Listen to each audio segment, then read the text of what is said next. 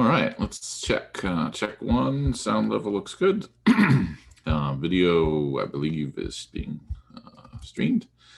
And let me just prepare a couple of links ahead of time so that when we're ready to do InfoSec in the news, I've got it all ready to go. And let's see what else. Clear here. Clear there. All right. So start the share and I'll get going. Share the Chrome. Bring up Week 10 presentation mode. Pull up my speaker notes.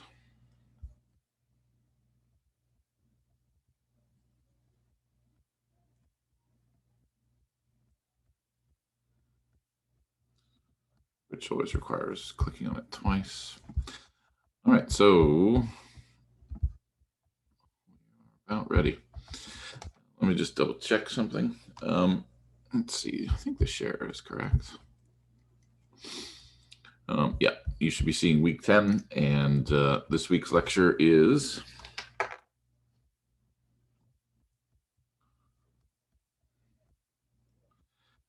Governance, Risk, and Compliance. So hello again, this is Professor Wilkes, and this is Information Systems Engineering and Management, Week 10. As we head into the final 3 lectures, your student projects are coming along nicely. I've seen and looked at the drafts that have been sent in. I haven't sent any comments back yet, but I'll be working on that soon. All right, so let's get started. No course on information security and risk management could be complete without discussing GRC, Governance, Risk, and Compliance. It's about the lawyers, the laws, and the regulations which address risk. In this lecture, we need to take off the engineer's hat, set it down, and adopt the non-technical worldview of executive management and general counsel. To some extent, we'll be talking about FUD, fear, uncertainty, and doubt, if you're not familiar with that acronym, and how to properly address the source of FUD within an organization. We must also keep in mind that the executive management perspective is valid, regardless of its ability to be technically aligned with facts and reality. The mere presence of an item on the board of directors' agenda makes it a fact and a reality. And the executive management team need to be armed with answers and plans to address those items. For regulated industries, the balance is almost absurd, where the solution to the problem of regulatory risk and penalties actually delivers more risk than the original problem itself. But this too shall pass, and you can empower both yourself and your board of directors or regulators, as the case may be, with the right information at the right time. Governance and Risk and Compliance, formerly defined as the integrated collection of capabilities that enable an organization to reliably achieve objectives, address uncertainty, and act with integrity.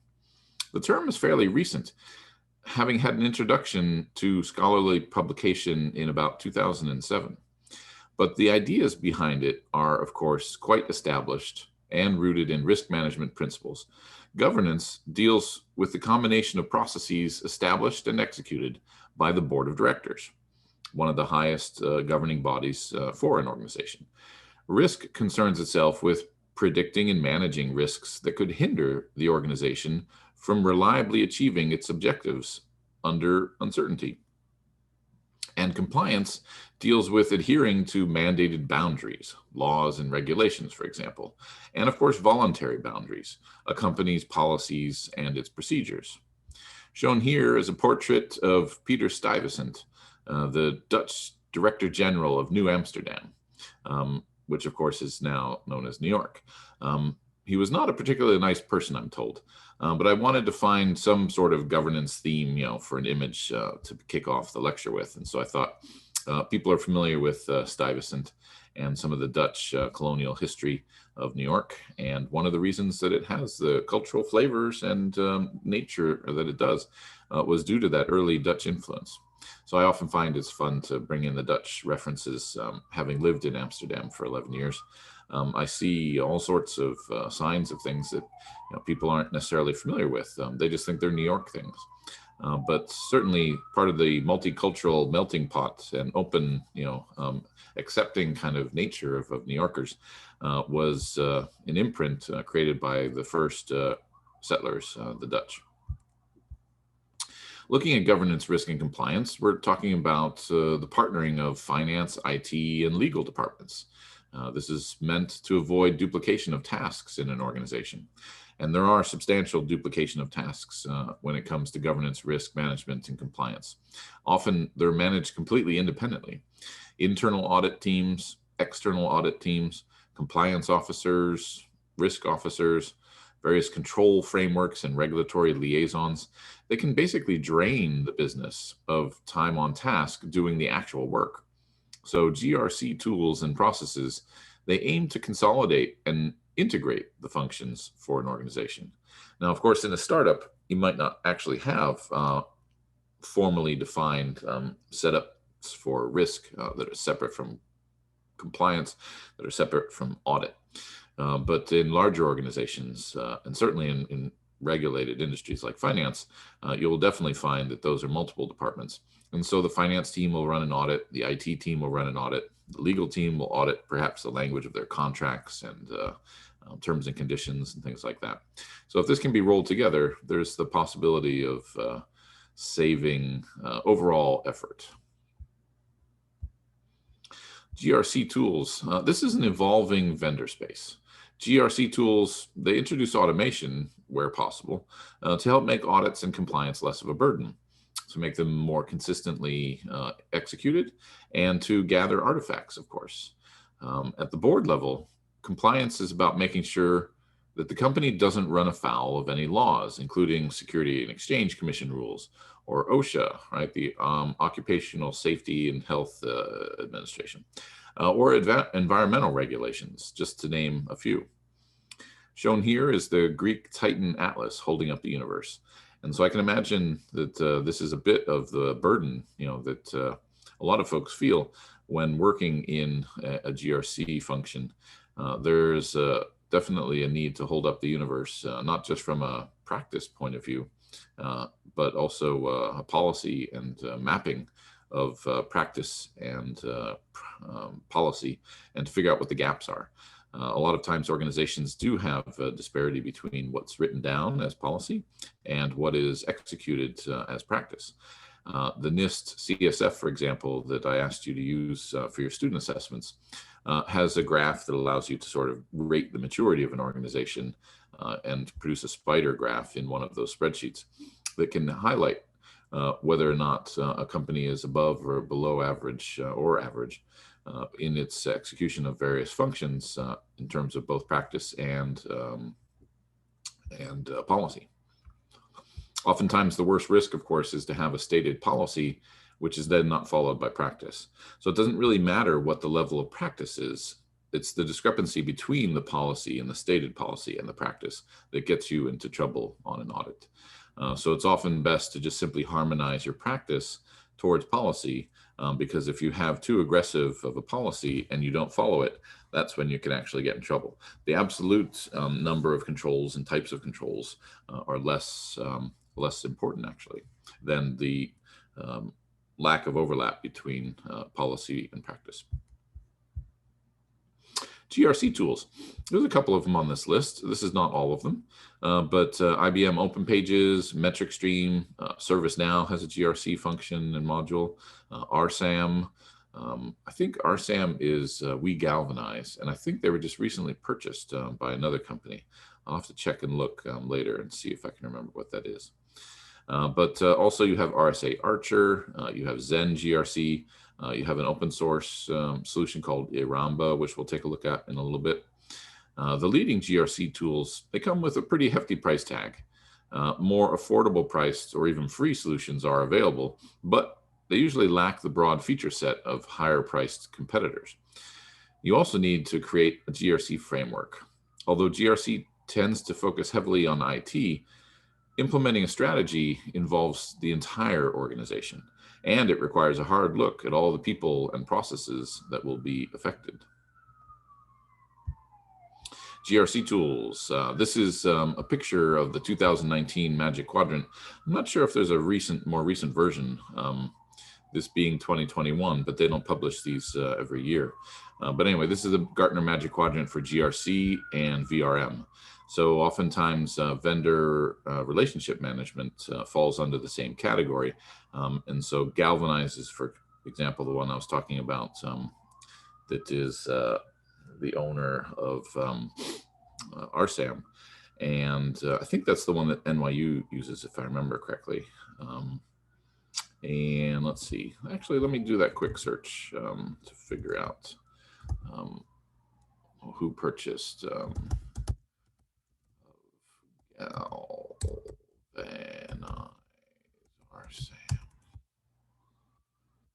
Diligent, that's right. Diligent completes its acquisition of RSAM in April of just this year. So just a couple of weeks ago, this press release was published. Let me see if that's what I'm sharing right now. Yeah, it looks like I am. Great. So it looks like the GRC tool was acquired by Diligent, a modern governance company of Galvanize for SaaS governance and risk. The combined company will serve more than 23,000 clients across all industries. Diligent will benefit from Galvanize's robust partner network. Diligent's proud to be shaping the future of modern GRC by building an operating system for purpose-driven capitalism. Interesting use of words. As opposed to what? Capitalism is not purpose-driven, maybe just profit-driven, who knows? Maybe that's where they're going for as a distinction. Anyway, we're enabling visionary leaders to keep pace by joining Diligent, about Diligent, blah, blah, blah, about Galvanize, integrated high bond platform, Fortune 1000 companies, all sorts of things like that. All right, so let's get back to the presentation. And let me pull up my notes again.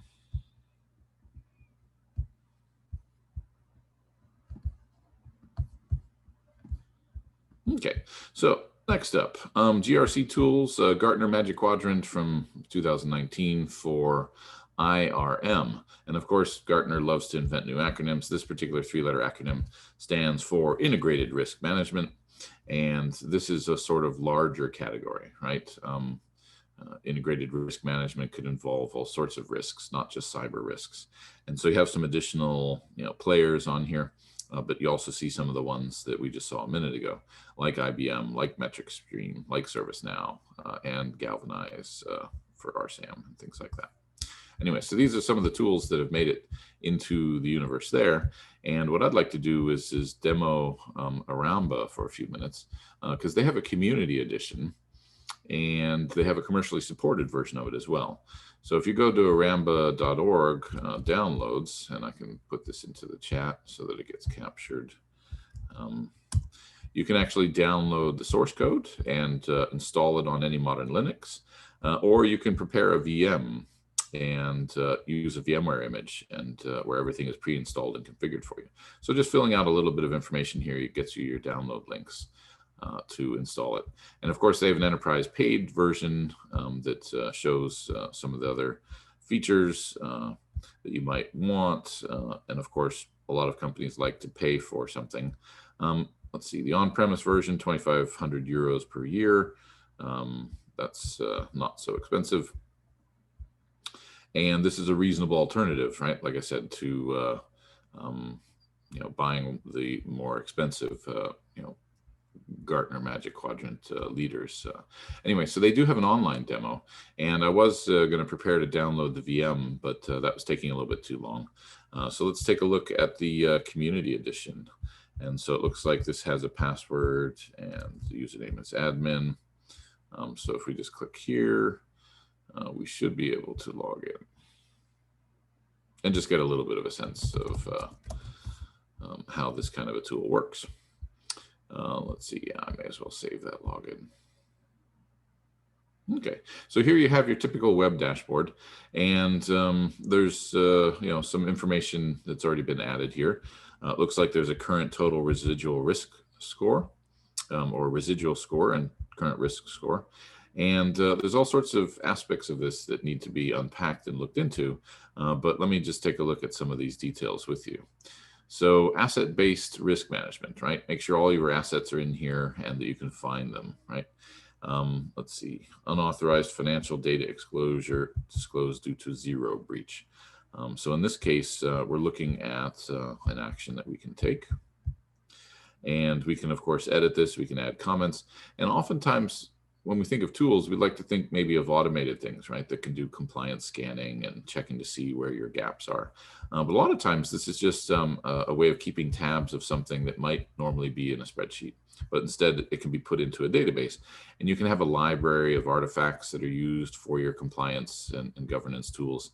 And I think, jumping back here to the asset management home, or maybe asset identification is a better place to start. You can get a little bit of a feel for various assets.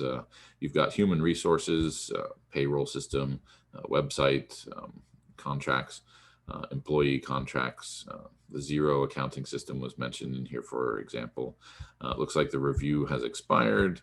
Let's take a look at the expired review.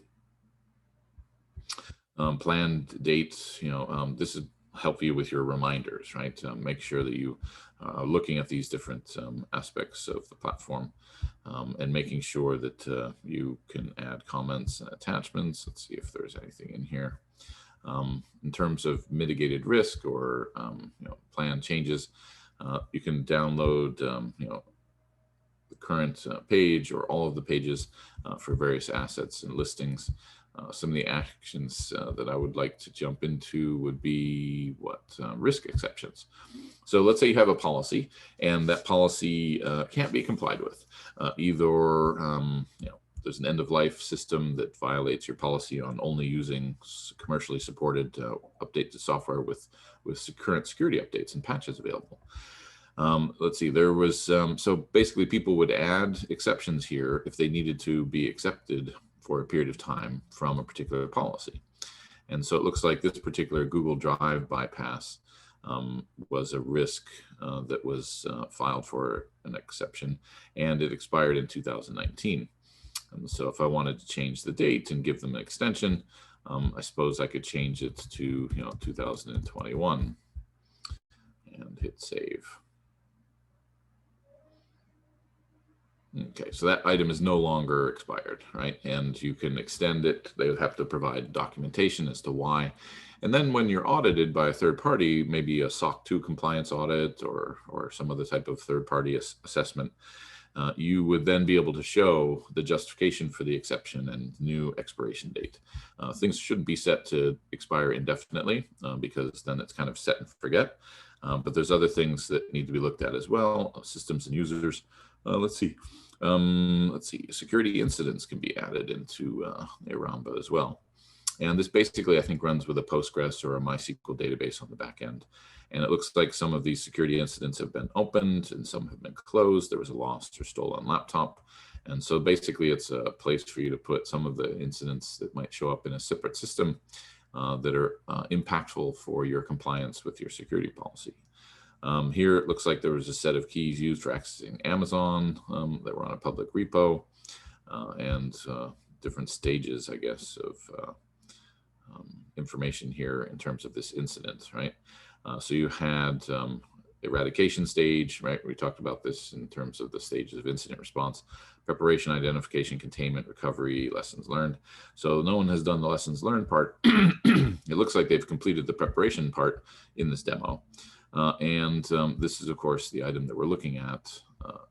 In the identification phase, you need to work out whether you're dealing with an event or an incident, incident being more important, something that might have to be publicly disclosed. So if we look at this security incident, we're getting a little bit more detail out of it here. Certain actions can be performed to add or import. What else? Controls catalog. So if you have specific internal controls, remember external regulatory controls and compliance with them is one of the functions of governance and compliance, but you could also have voluntary boundaries and controls. And so you could have access, for VPN access, right?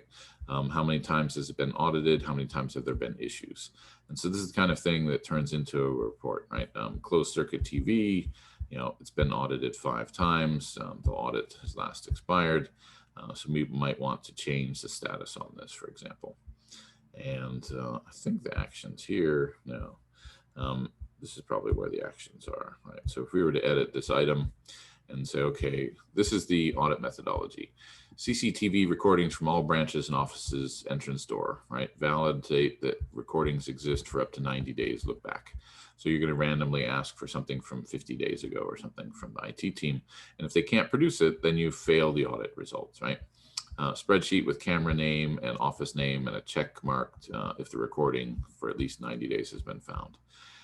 And so this would be an example of something that could be failed or passed, and then the audit conclusion and the audit owner. You can pick specific groups. These are some demo groups and users in here. I imagine that this would go with like an IT.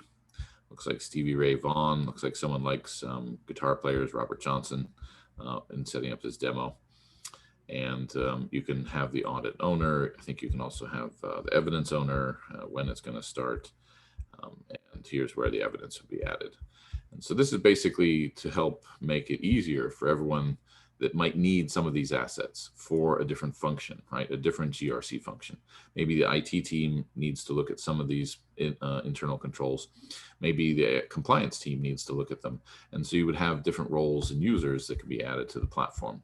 So I think if we look at system settings, we'll find there's different access lists and users and groups, and the authentication be hooked up to LDAP or OAuth or SAML. Kind of currency you're going to set it up. Anyway, so this is a system of record that you could build to help make it easier to survive these audits, because there could be multiple jurisdictions that come into play. There could be multiple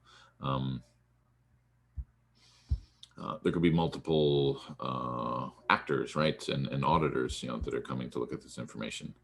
Let's see, what was this one? This one was business-based risk management.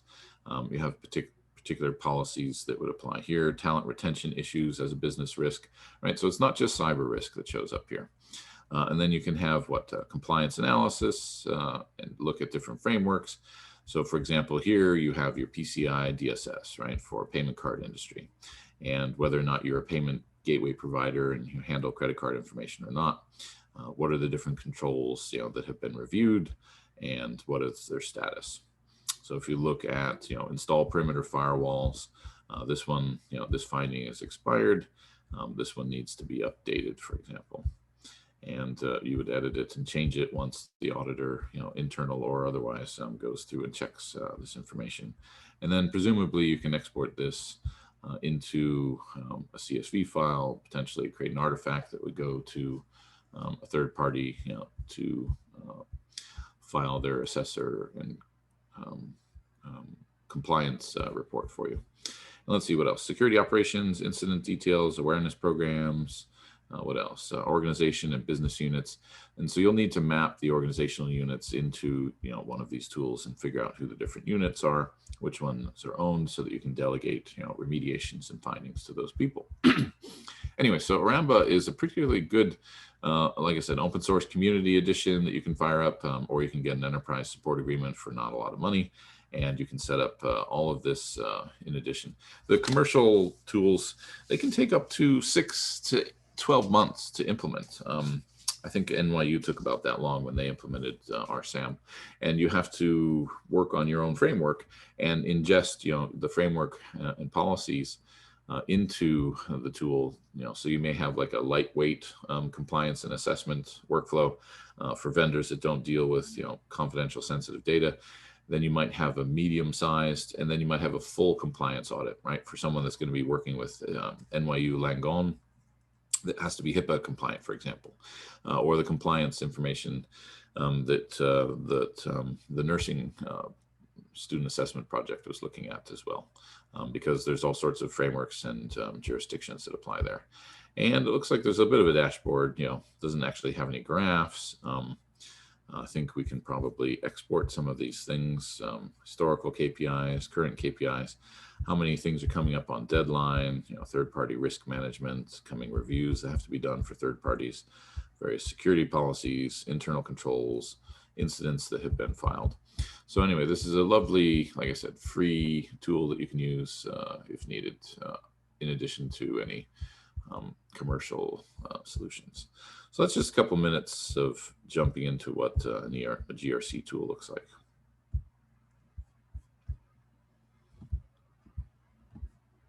So I will continue with the notes. All right, so the executive management perspective. Remember I said that it's valid, but sometimes not really rooted in real risk and real understanding of facts and reality. And I'm not criticizing the board of directors or the executive team, but oftentimes their universe is shaped by forces that are often unyielding to facts, right? There could be, like I said, a lot of FUD that's operated on and that is flowing and is you know, a set of realities that they actually have to pay attention to. And of course, an InfoSec program has to take measure of not only the bottom-up approach, which I believe is more organic and more fact-based of risk management. It has to deal with risk management and identification of issues also from the top down. So both top of the org chart and the bottom of the org chart are all working to fix problems and to grow and mature and improve the organization. But failing to accommodate the executive management perspective or failing to acknowledge that it has its own perspective can be frustrating and a limitation to improving the maturity of your InfoSec program. So there's this phrase, managing up. This is a little bit distinct from sucking up or kissing up to a boss or manager because it involves straightforward influencing rather than manipulation. So quite simply, managing up refers to doing whatever you can to make your boss's job easier by essentially managing your manager. The executive team is generally not impressed with technical depth and the ability to cite InfoSec details. Instead, the goal is to instill confidence and trust. That's really it, right? To demonstrate that there are effective security controls and plans rather than to actually just talk about them, right? Boards of directors and executive teams are often good at detecting bullshit, right? And being able to say, well, this is all hand-wavy graphs about vulnerabilities and exposures and mean time to remediation and things like that. But they really want to know how easy is it for us to be hacked? Is our security better than that of our competitor, right? Or is it above average for our industry and our sector? And so the board of directors reporting level is generally, it's not a good idea, for example, to report raw numbers, total number of vulnerabilities, not useful. But a percentage, for example, is better. Easier to consistently report on this as a metric or a KPI from quarter to quarter. And you're lucky, if you get to talk to the board as a CISO. A lot of times the CTO or CEO will talk with you as the CISO, prepare the executive summary and the slide deck for the board, and then present it themselves.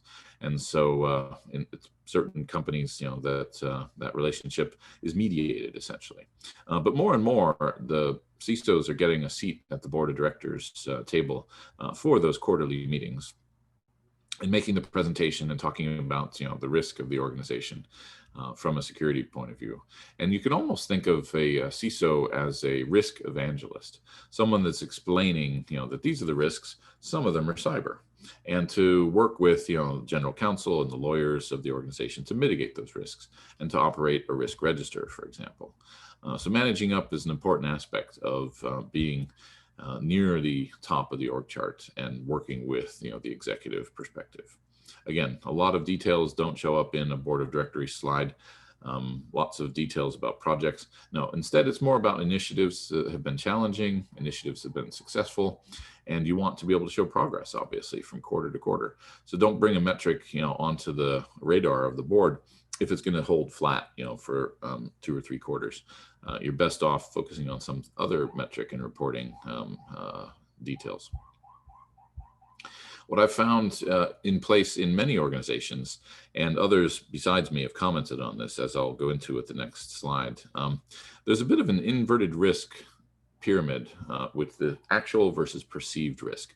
So this is when an issue becomes high visibility, but it's not actually high risk. So it would be complete insubordination, actually, to refuse to work on a priority one ask from the executive team. And while it may be the case that such asks are not always aligned with a risk-based approach to security, because again, it's more about perception and high visibility than actual quantitative assessment of risk, the fact of the matter is that it must be addressed. And there will be times that an inverted risk versus perceived risk situation obtains. Take the recent media attacks, or at least attacks that happened in the last year or two on the Zoom platform as an example. A lot of governance and a lot of organizations read the FUD in the newspapers, and they started blocking Zoom, and it landed on the agenda for CISOs everywhere. There's no point expending social capital on fighting that ask.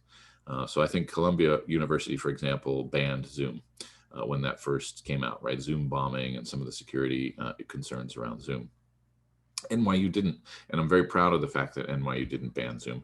Instead, we just all worked together as a technical community and came up with, what are the defaults that are insecure?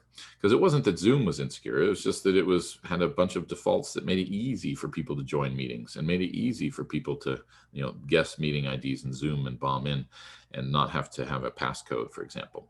So the security controls existed, and they just needed to be implemented, right? Step away from the defaults, move into a more advanced, initial configuration. So NYU did the good thing in my mind, which was to roll out a bunch of communication around this and to make sure that we either had passcodes or you had to auth into Zoom, through Shibboleth, through multi-factor auth first before joining a lecture or a class. And that mitigated the risk. It's not like WebExes couldn't be Zoomed, right, or Zoom bombed, or Microsoft Teams links, because if those were open meetings and people forwarded them around, or someone was able to guess, the meeting ID, they could randomly show up and cause that as well. I actually think that there was a bit of market manipulation going on. People realized that Zoom was going to be getting millions of more of monthly active users, and people were jealous that they hadn't bought stock in Zoom. So they actually, in my mind, tried to tank the stock price with a lot of negative press in order to get in and manipulate the market and buy shares and then wait for it to come back up. I'm not sure what Zoom's particular stock price is now, but I'm sure if you looked at the frequency of some of these stories and the volume of trading on it, it certainly went through the roof. Zoom went from, I think, maybe 60 million to like 240, 300 million monthly active users when the pandemic hit and everyone started working from home and doing meetings all the time.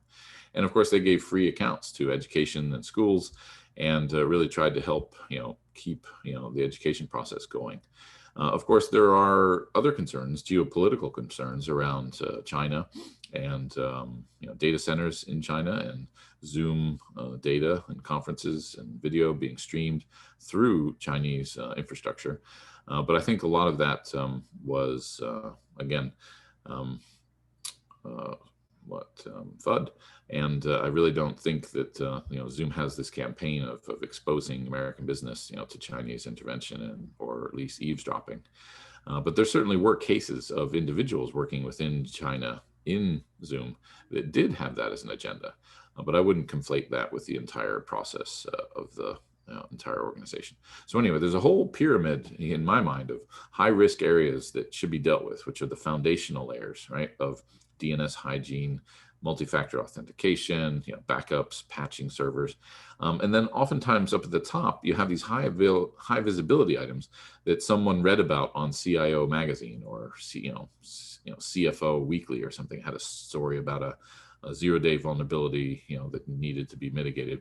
These suddenly potentially become high visibility, and you're distracted essentially from doing the risk-based approach to working the problem to having to deal with high visibility items that aren't necessarily high risk.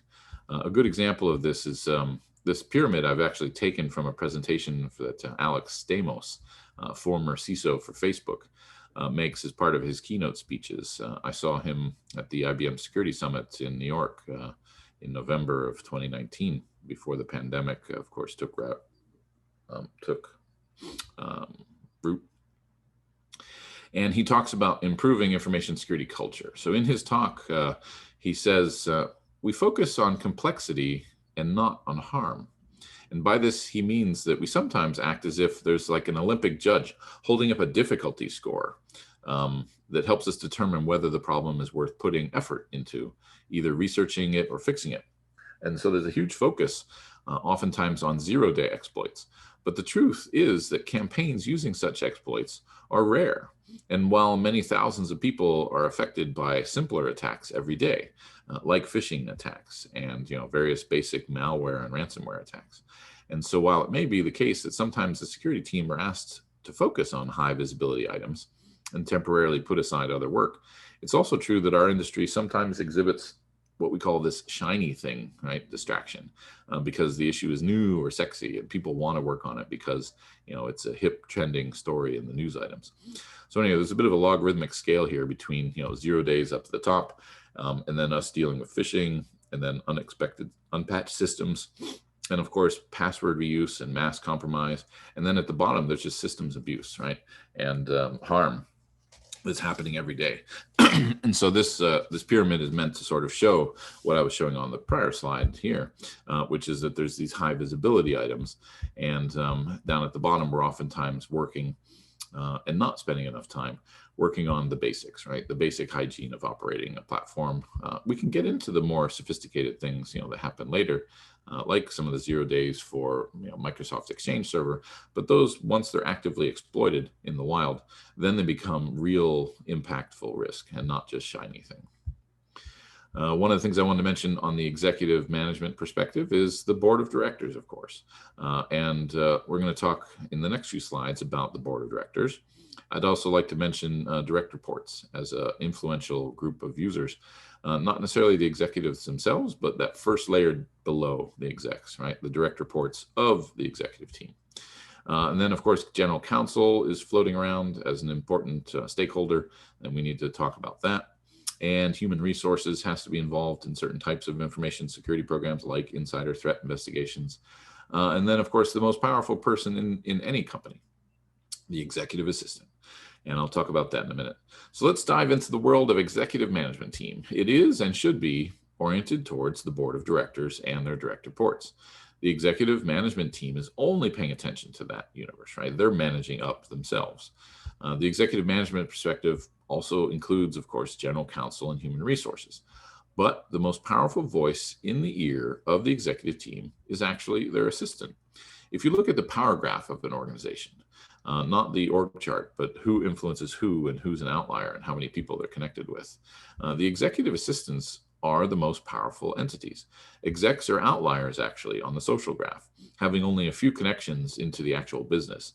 So, if, for example, if you sent out a survey to everyone in a company and said, which people do you interact with on a daily basis, which people do you interact with on a monthly basis or weekly, and which ones on an annual basis, you would be able to build a network graph that showed the centrality measures and then outliers of people that only have a few connections into the organization.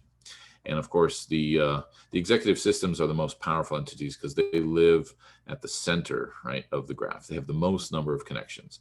They are key communicators. They're controllers of the executive calendar. They're brokers of access and knowledge as to who should be approached and when they can get time to meet with them. Shown here are Randolph and Mortimer Duke, the main antagonist characters from the 1983 film Trading Places, which are, of course, stereotypes of the white male board of directors. And of course, that's not really a stereotype, is it? It's kind of a fact. I know when I started working at the Chicago Mercantile Exchange, I remember walking down a hallway to go to an onboarding meeting. And I was actually walking down a hallway which is exactly like what you see behind you, right? You see all of these white male portraits, with gold leaf, borders and frames, all lining the sides of the hallway. And it was just, funny, actually, to just think that I was like stepping into a scene from the movie Trading Places. If you haven't seen it, it's quite funny. And I think Coming to America 2 with Eddie Murphy makes reference to D&D, which would be Duke and Duke, Randolph and Mortimer Duke, because they were featured prominently in Coming to America. Well, not prominently, they were bums at the end of Coming to America, where Eddie Murphy, Prince Hakeem, gives some money, to them, and they say, "Hey, Randolph, we're back." But anyway, so that's a little bit of a film reference and cultural reference. Board of directors. NACD's Cyber Risk Oversight Handbook from 2017. Amazing Appendix A in it. So I would recommend everyone go out and download it. I think I actually have it in the GitHub repo for you all pre-downloaded. NACD is the National Association of Corporate Directors. Every CISO or CIO should get ready to answer a set of questions from the board of directors. And those board of directors get those questions from the NACD, like this particular guidebook for cyber risk oversight, right? It's kind of like what do they call it? The Cliff Notes, right? Or, cybersecurity for dummies, right? And the board of directors is the audience. The questions are very good questions, and your InfoSec program should be able to speak substantively about its approach and maturity on each point. The next bit I want to mention for board of directors is a recent publication from March of 2021. And this is the World Economic Forum's Principles for Board Governance of Cyber Risk. So think of this as a 4-year refresh of that original Appendix A, except now it's a complete insight paper that was published. And I was actually a member of the World Economic Forum working group that created this report. So I have a credit in the back in the appendix. And I was extremely pleased with the results. Many Zoom meetings were held since September of 2020 to collect feedback on modern tools and effective governance of risk at the board of directors level. This will cascade, of course, into additional documents and community papers with which I'm currently busy with some of the other World Economic Forum members. And if you don't recall, the company I work for, Security Scorecard, was named a World Economic Forum Technology Pioneer. So I was able to join actually 3 working groups, one of which produced this report. The other 2 are talking about cyber resilience in the oil and gas industry. And then another third group is talking about the strategy and culture of transformative change within the governance of cyber risk. So I would recommend that. I think I've added a copy of it to the repo. If I haven't, I will add it later tonight. But a great read. It's 6 principles that were identified and brought up, to modern speed as best as is possible. Because you have to understand that governance operates at a different pacing layer, right? Governance doesn't happen every day. Governance doesn't happen every week. It doesn't happen every month. It happens at almost like a sub-quarterly level, right? Because something comes up to the agenda for the board of directors in one quarter, and then maybe they decide to, have a subcommittee research a topic or a risk or some type of item that's come up for discussion. And then the next quarter, that committee will report back, and then another month, or another quarter will go by, and they may come up with recommendations, and then another quarter comes by, and then they would perhaps plan implementation, and then another quarter or 2 goes by, and they've actually implemented, and then they look at the results, right? So the pacing layer for this, it's kind of like a horse that's galloping versus trotting or sauntering, right? Different things happen at the different cadence, a different speed and level. And in terms of governance, it's actually meant to happen slowly. You don't want governance happening on a daily basis and taking decisions and changing, the course of the organization.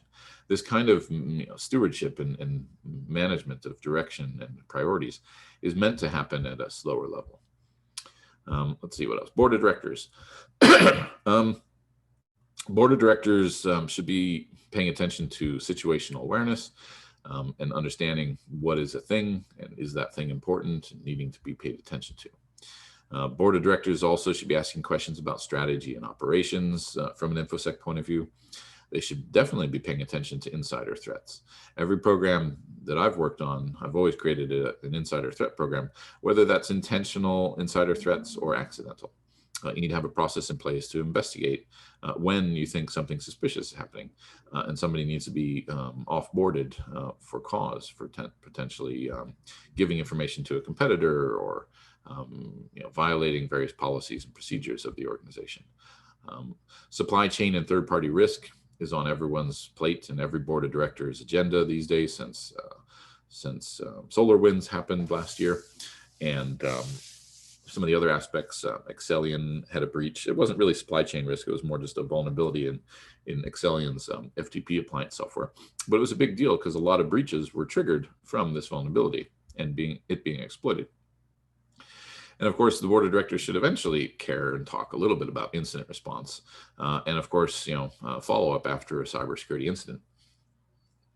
Each of these areas contains a set of questions essentially in the Appendix A of that NACD handbook from 2017, which you should document and be prepared to answer ahead of time.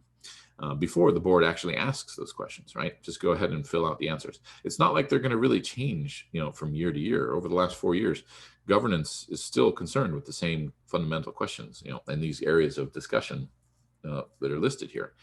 By doing this, of course, you'll have delivered some solid talking points for the executive team, aka managing up, making their life easier, making them look like they're on top of it as a security professional. And then they can deliver those to the board if you're not actually engaged to do so yourself in person.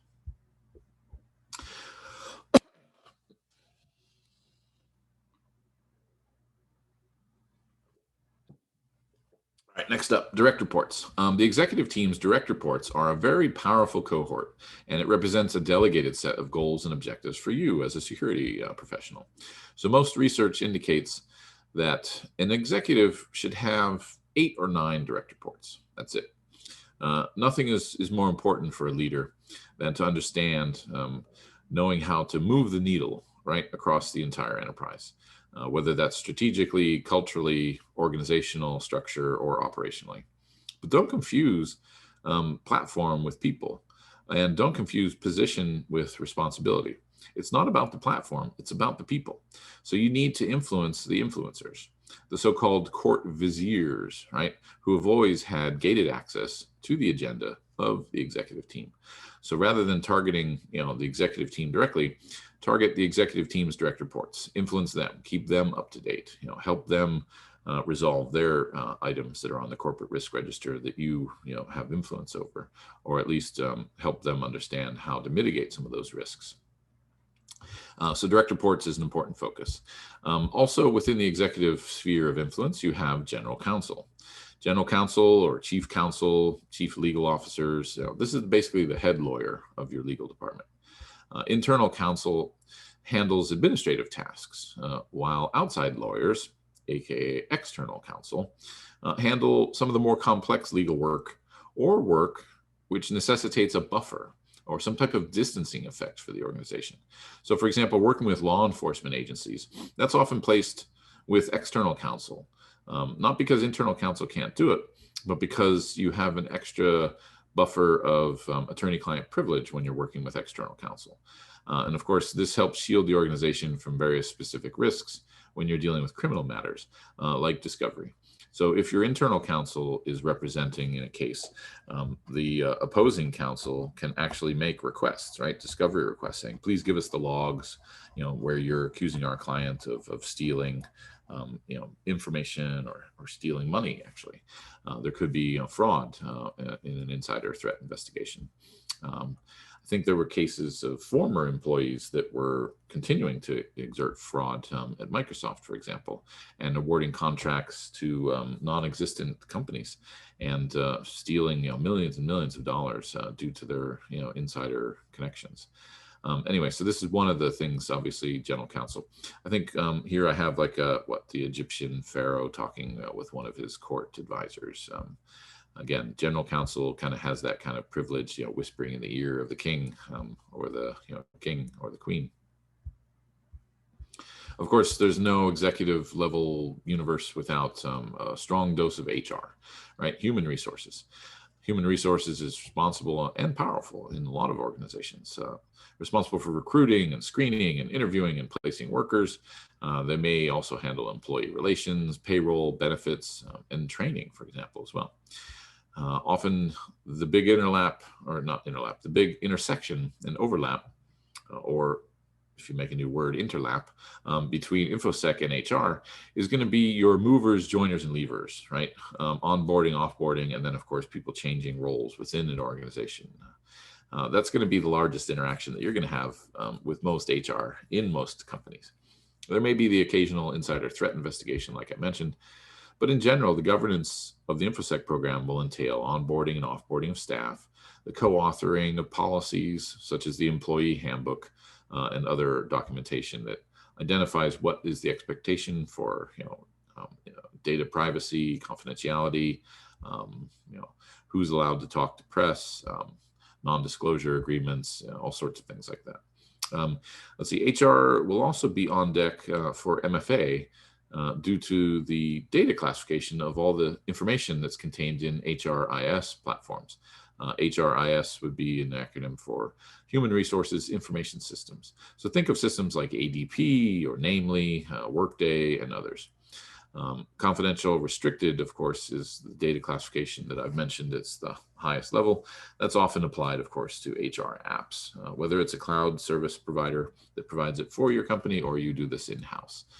So that's going to be one of the interactions. And you're going to want to have good relations, of course, with HR and be able to have the ability to query who's an employee and who's not as a part of, access rights management audits and things like that. But now we reach the most important person in the company, the executive assistant, right? The most important people in a company. Graph analytics are tools that are used to determine strength and direction of relationships between people. And so if we talk about social graph and the org chart, the historical org chart has always been the main visualization of power structure in a company, right? You have the CEO and their direct reports, or you have the board of directors, the CEO, CFO, CIO, and the CISO and others, and then everyone down, right? A hierarchical view. But there are alternative graphs of power, graphs of communication, who speaks to who, and of course influence, which can be visualized by using data analysis. So email flows, for example, can surface the social graph of a company. And at the heart of all communication, and of course thereby power, flows, and at the heart of all of these flows, you're going to find the executive assistant. They sit in the key communicator role. Their wards, essentially the executive team, are the outliers on the social graph. So in this case, think of, Brian or Ted, right, as being the CEO or one of the other members of the executive team. Let's see. Yeah. The outliers only have a few connections into the organization, but when calculating network centrality using matrix math for an organization, it is and has always been the executive assistant that contains the most links and thereby the most influence. Returning briefly to our Enron email data set, here is a visualization of the email inboxes that were collected as a part of the Enron investigation, along with email links between people. And to continue this sidebar for a minute or two longer, there's actually a lot of useful tools now to help make these kinds of visualizations. And one of them that I want to mention is visualcomplexity.com. So let me throw that into the chat. I do believe they're still around, and we'll go there in just a minute as well.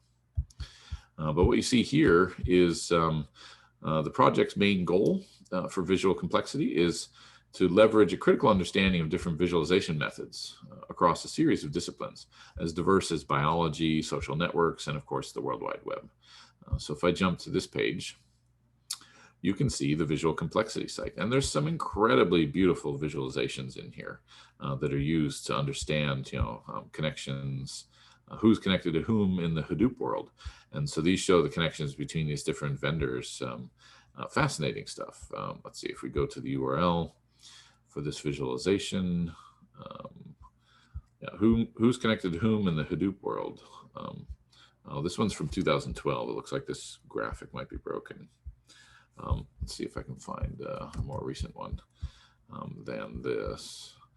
Stepping through visual complexity, uncharted cartography, no. Let's see, what's this one? Visualizing 13 billion years of cosmic evolution, no. Oh, the geography of tweets, that's interesting. Let's see, this one's from 2013, so I'm not sure if its link is also going to be broken, but give every Twitter user a brush and they will paint the world. And so geotagging their tweets. So those of us on the Visual Insights team for this company, which was who? Miguel Rios. They created this visualization of who's tweeting and where. They found this view of Europe showing all the maritime traffic from different cities and countries and their tweets. Let's see, which one is this? Here are three of their favorites: Istanbul, Tokyo, and New York. So I'm guessing that this one is Istanbul, this one is Tokyo, and this one is New York. So interesting visualizations of data, of course. And getting good at this is a really great talent to have. Let's see, back to that link actually. Hello, visual complexity. Actually, I think it's just in a new tab, yeah. And let's see, some of the other ones we can search for. We can search the database. What would we want to look for? I don't know, how about SCADA? Maybe someone has a SCADA visualization. Nope, nothing on SCADA. What would be another? Yeah, music. Music's a good one to search for. This one looks a little bit interactive. Community structure in jazz. Actually, that looks fascinating. This one's from what year? Doesn't say. But let's take a look in this visualization. Community structure in jazz. Do you... Oh, wait, no. This one doesn't have the actual visualization on the page. But anyway, so it looks like this particular image captured it. Studying the collaboration network between bands, and the vertex corresponds to the band, and two bands are connected if they have a musician in common. So anyway, lots of interesting ways of visualizing data and understanding complexity through graphing. All right, next up, I need to get back into the speaker notes.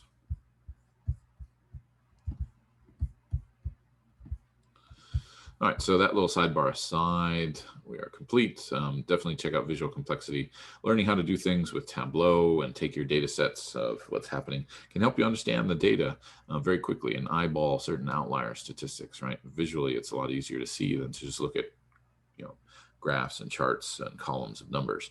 And what was I going to say about that?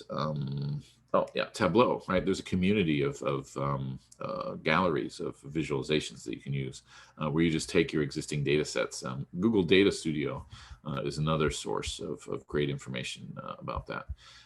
And that's probably worth mentioning as well, since I haven't gone there.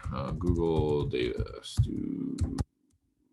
So you can think of Google Data Studio as a like a poor man's Tableau, and you can get all sorts of gallery templates. They have a template gallery here where you can look at different ways of looking at different data sets, whether it's flat file based or talking to a database. You can hook up all sorts of connectors. Obviously, the first few ones that people have made are going to be marketing related, for ad views and impressions and social media. But there's also a lot of community graphs that have been made and visualizations that you can use for your Google data sets. Toronto Raptors road to the championship and all sorts of lovely things. Some of the visualizations are shown here as well. You can do sunburst charts and gauges and Gantt charts and all sorts of graphs and diagrams. Let's see, I should put Google Data Studio into the chat as well for tagging. All right, back to it. Speaker notes, resize again. All right, so next up, FUD, fear, uncertainty, and doubt. FUD is a disinformation strategy. It's often been used in sales, marketing, public relations, politics, cults, and of course, propaganda.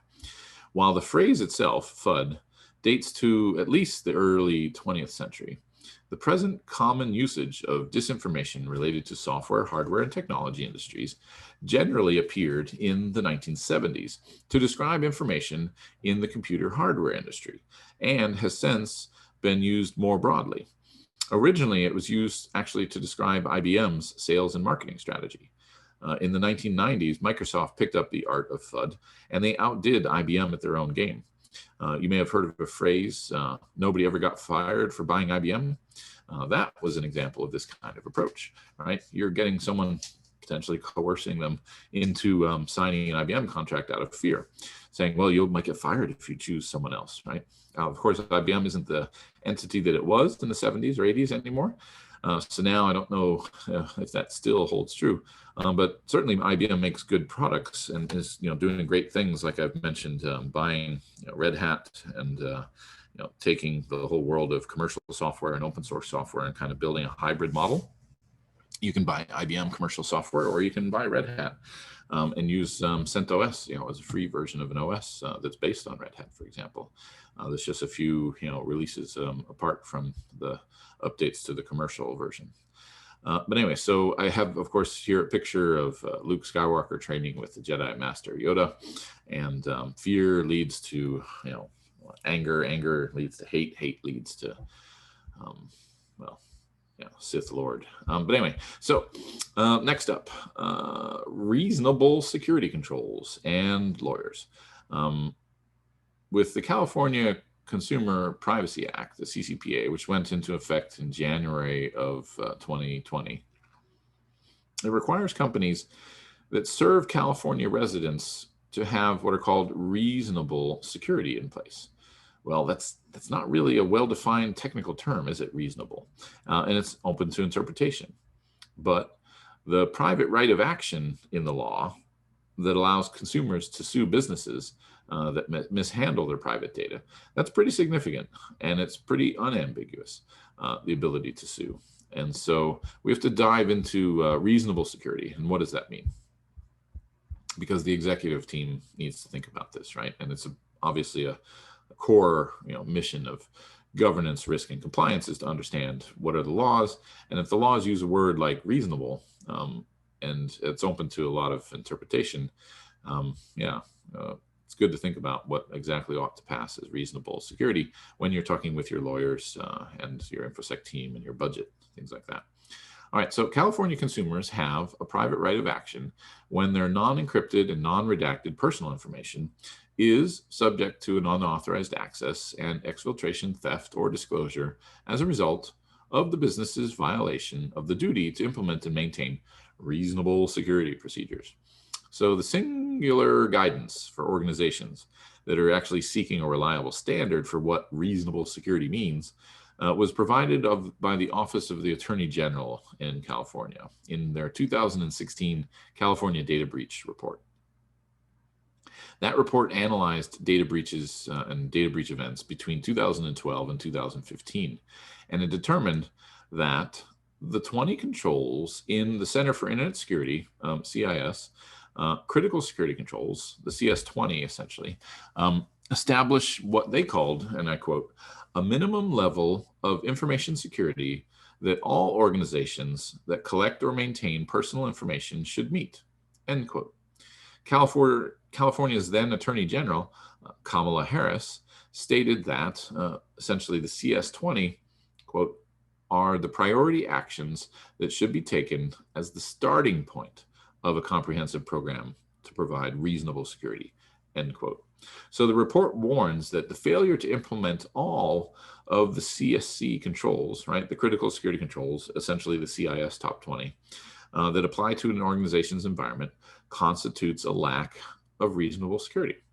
So what does this mean? It means if you're not implementing the CIS top 20, and if you don't know what the Center for Internet Security is, I think I go into it later, or I did already when we talked about audit, or maybe audit comes next week. But anyway, it will be addressed if you haven't. And I do have here, of course, the CIS top 20. So without actually reading through all of them, I will mention a couple of them. Inventory of authorized and unauthorized devices. So if you don't have a good asset management program and you can't say how many devices there are on any given day and who they've been assigned to, whether it's a laptop, a phone, an iPad, or a server, right? What team owns a particular device or server? Then you're failing the number one CIS control. And I'm not sure, I don't think that these are actually priority ranked, right? I think these are all equally considered important. And of course, software. If you don't have an accurate CMDB and a list of all the authorized and unauthorized software that's on your platform and the ability to manage it and know whether someone's installed software that's has a bad license or that you don't actually have a license for, you can get in trouble legally, but also the CCPA can come after you for not having implemented that control. Number three, configurations, of course, right? Obviously, you have your devices, then you have the software, and then the actual configuration profiles of that software on that hardware. You need to have continuous vulnerability assessment and remediation. This is where I think the company I work for falls in place, right? Because we do continuous vulnerability assessment and remediation, but you need to be doing it yourself. You need to have that privileged inside scanner from Qualys or Nessus, from Tenable or Rapid7 or other similar tools. And you need to be, tracking the remediation of all of those vulnerabilities that come up, right, that are done through authenticated scans. Of course, administrative privileges need to be properly controlled. You can't just let everyone have admin. Maintenance and monitoring of audit logs, malware defenses, you need to have some type of antivirus software, whether it's signature-based or user behavioral analytics. Data recovery and capability, you have to have DR plans, you have to test them. So there's tons and tons of ways to fall down here. And this is just, again, the starting point, according to the CCPA. And there's other states, you can think, well, I don't live in California, or we don't have any California customers. That's not going to keep you out from having to implement this. Florida is standing up their own equivalent of the CCPA. New York has legislation and has had, I think for several months now, legislation on the governor's desk to do very similar things to CCPA for all of New York. And of course, other states as well. And so it's pretty much given that you could build a baseline for a security program around just the CIS top 20. And that's, again, just the starting point. Data protection, wireless access control, obviously. People have to ask questions in audits and assessments all the time about your wireless access and whether or not it's too promiscuous, too open. Do you have security software, application software security? Do you have incident response, penetration tests, red team exercises? So if you're not doing these things, then you're in trouble and you can get sued pretty easily if there's a breach and it's demonstrated that you do not have a program to address this 20 set of controls. Also, reasonable security, my own personal observations. I believe that all organizations should review, if you look at your board of directors meeting minutes, it should reveal that there's a regular cadence of discussion going on about cybersecurity and governance. And if there's not, defect, red flag, warning. So at least once per quarter, right, when the board of directors meets, they should be talking about the governance of cyber risk. There should, of course, be a corporate risk register and a corporate risk log. If this document, if this artifact does not exist and can't be demonstrated to an auditor or to an investigator after a breach, certainly if you're a federally regulated industry, you're in big trouble. So make sure that you create that corporate risk register and you get the board to discuss it, right? Or some type of operational risk committee that they delegate to review it every month or so. What else? Risk assessments have to be performed and remediated activity must be auditable. So the findings of the risk assessment have to be documented, ticketed, and then the closure and remediation of those findings. And of course, your WISP, right? Your written information security policy. This requires signatures and dates, right? You can't just have a security policy that was written 5 years ago and it hasn't been updated. There's no dates on the document and there's no signatures of named individuals that own and are accountable for the accuracy and applicability of that information security policy. So the definition of reasonable security, of course, is evolving, and what are considered defensible security practices for asset management, privileged identity management, security patching policy, internal audit. These are just some of my sort of translations of how to make sure that this aspect of your risk for the organization has been addressed. The very first CCPA lawsuit was a complaint that both Hannah Anderson and Salesforce failed to properly safeguard customers' data and failed to detect the breach. The subsequent sale of information on the dark web essentially was the breach. The complaint alleges that even once the customer's data was taken, Hannah Anderson did not sufficiently provide accurate notice of the details of the data breach. Hannah Anderson is a children's apparel retailer, and it uses Salesforce for its cloud-based e-commerce payments on the company website. So the data breach in this case came to light during the heart of the 2019 holiday shopping season. But breach discovery did not come from the IT or the cybersecurity teams, or even the vendor that was involved, Salesforce. Instead, it came from a police agency. So on December 5th, 2019, law enforcement informed Hannah Anderson that credit cards used on its website were available for purchase on the dark web. So that's a phone call you don't want to get, right, as a CISO or as an executive at Hannah Anderson, right? The police calling you and saying, you guys are going to be sued by all of the CCPA right to action, individuals whose credit cards were found on a dark website. So if you don't even have visibility into dark websites, if you don't have third-party risk management, aka Hannah Anderson looking at Salesforce's use of their data and securing of it, and the developers who build the website for them, because they probably don't do it themselves, you need that third-party risk insight. Here, I think, is a 25-page complaint letter for this case, and I can paste it into the chat for you. It's also in the lecture notes once I publish these slides. But anyway, in the class action, the plaintiffs are seeking relief from a host of damages, of course, given the CCPA's stated penalties of damages between $100 and $750 per violation per consumer. The defendants could face a minimum of $1 million in statutory damages for roughly around 10,000 California consumers that were found in the dark web breach, and of course that could go as high as 7.5 million. I'm not sure where this case sits at the moment. It may have been delayed due to COVID and due to extenuating circumstances and appeals. I haven't checked on the status of this one, but I should probably update the slide when I get a chance to talk about how this one panned out, because it is obviously setting a precedent for what can be viewed as a very impactful legal, regulatory and compliance risk. All right, compliance and regulatory requirements.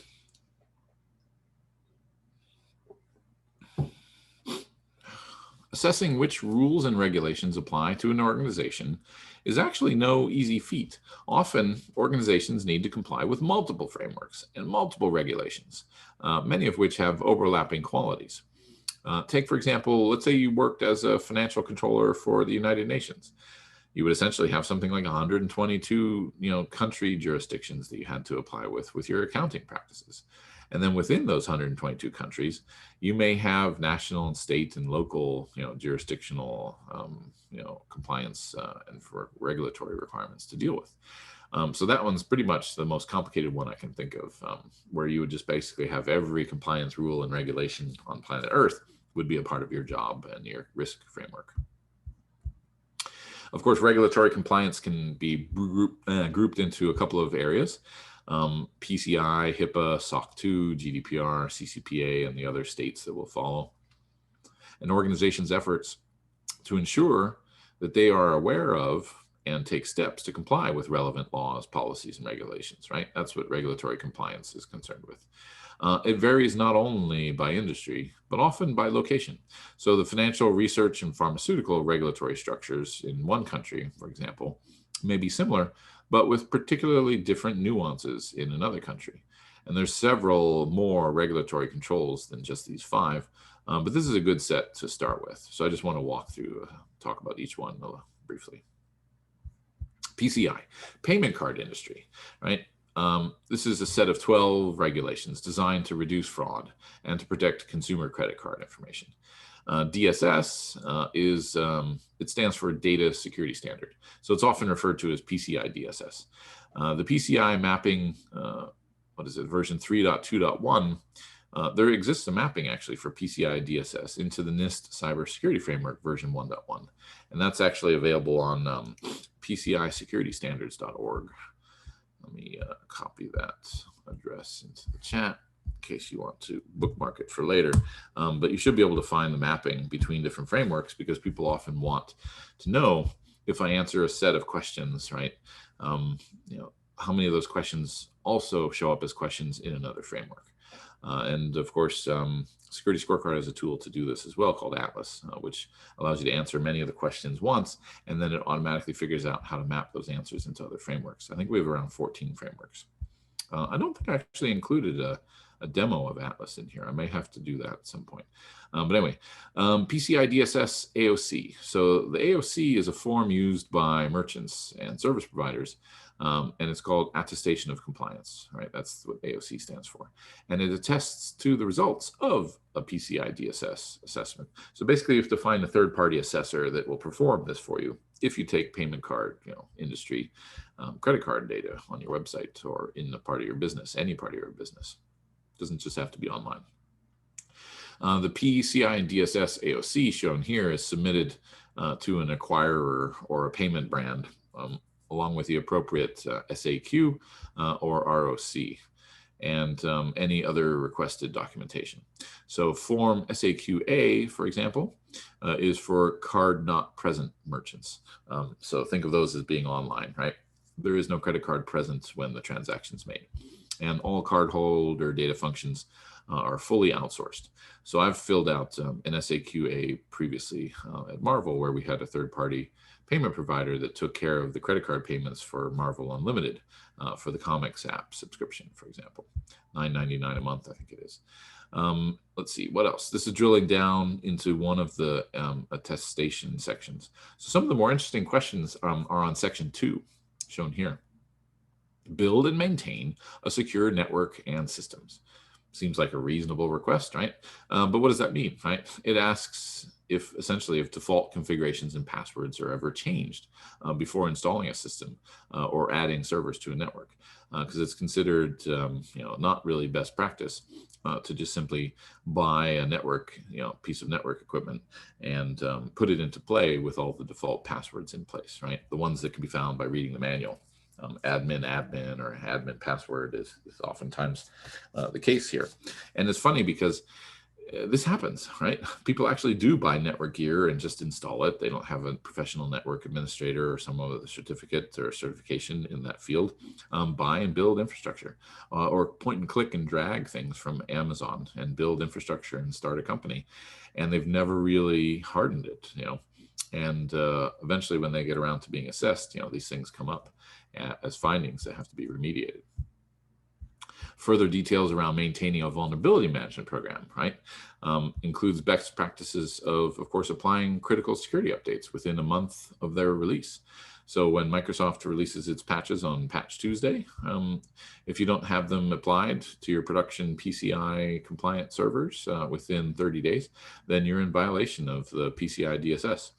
And our ratings platform scanning can actually detect this on certain systems and show the mapping between the control and observed proof and violation that the control is not being observed by the company, right? They're just not patching their servers. Maybe they patch them 60 days later or 90 days later.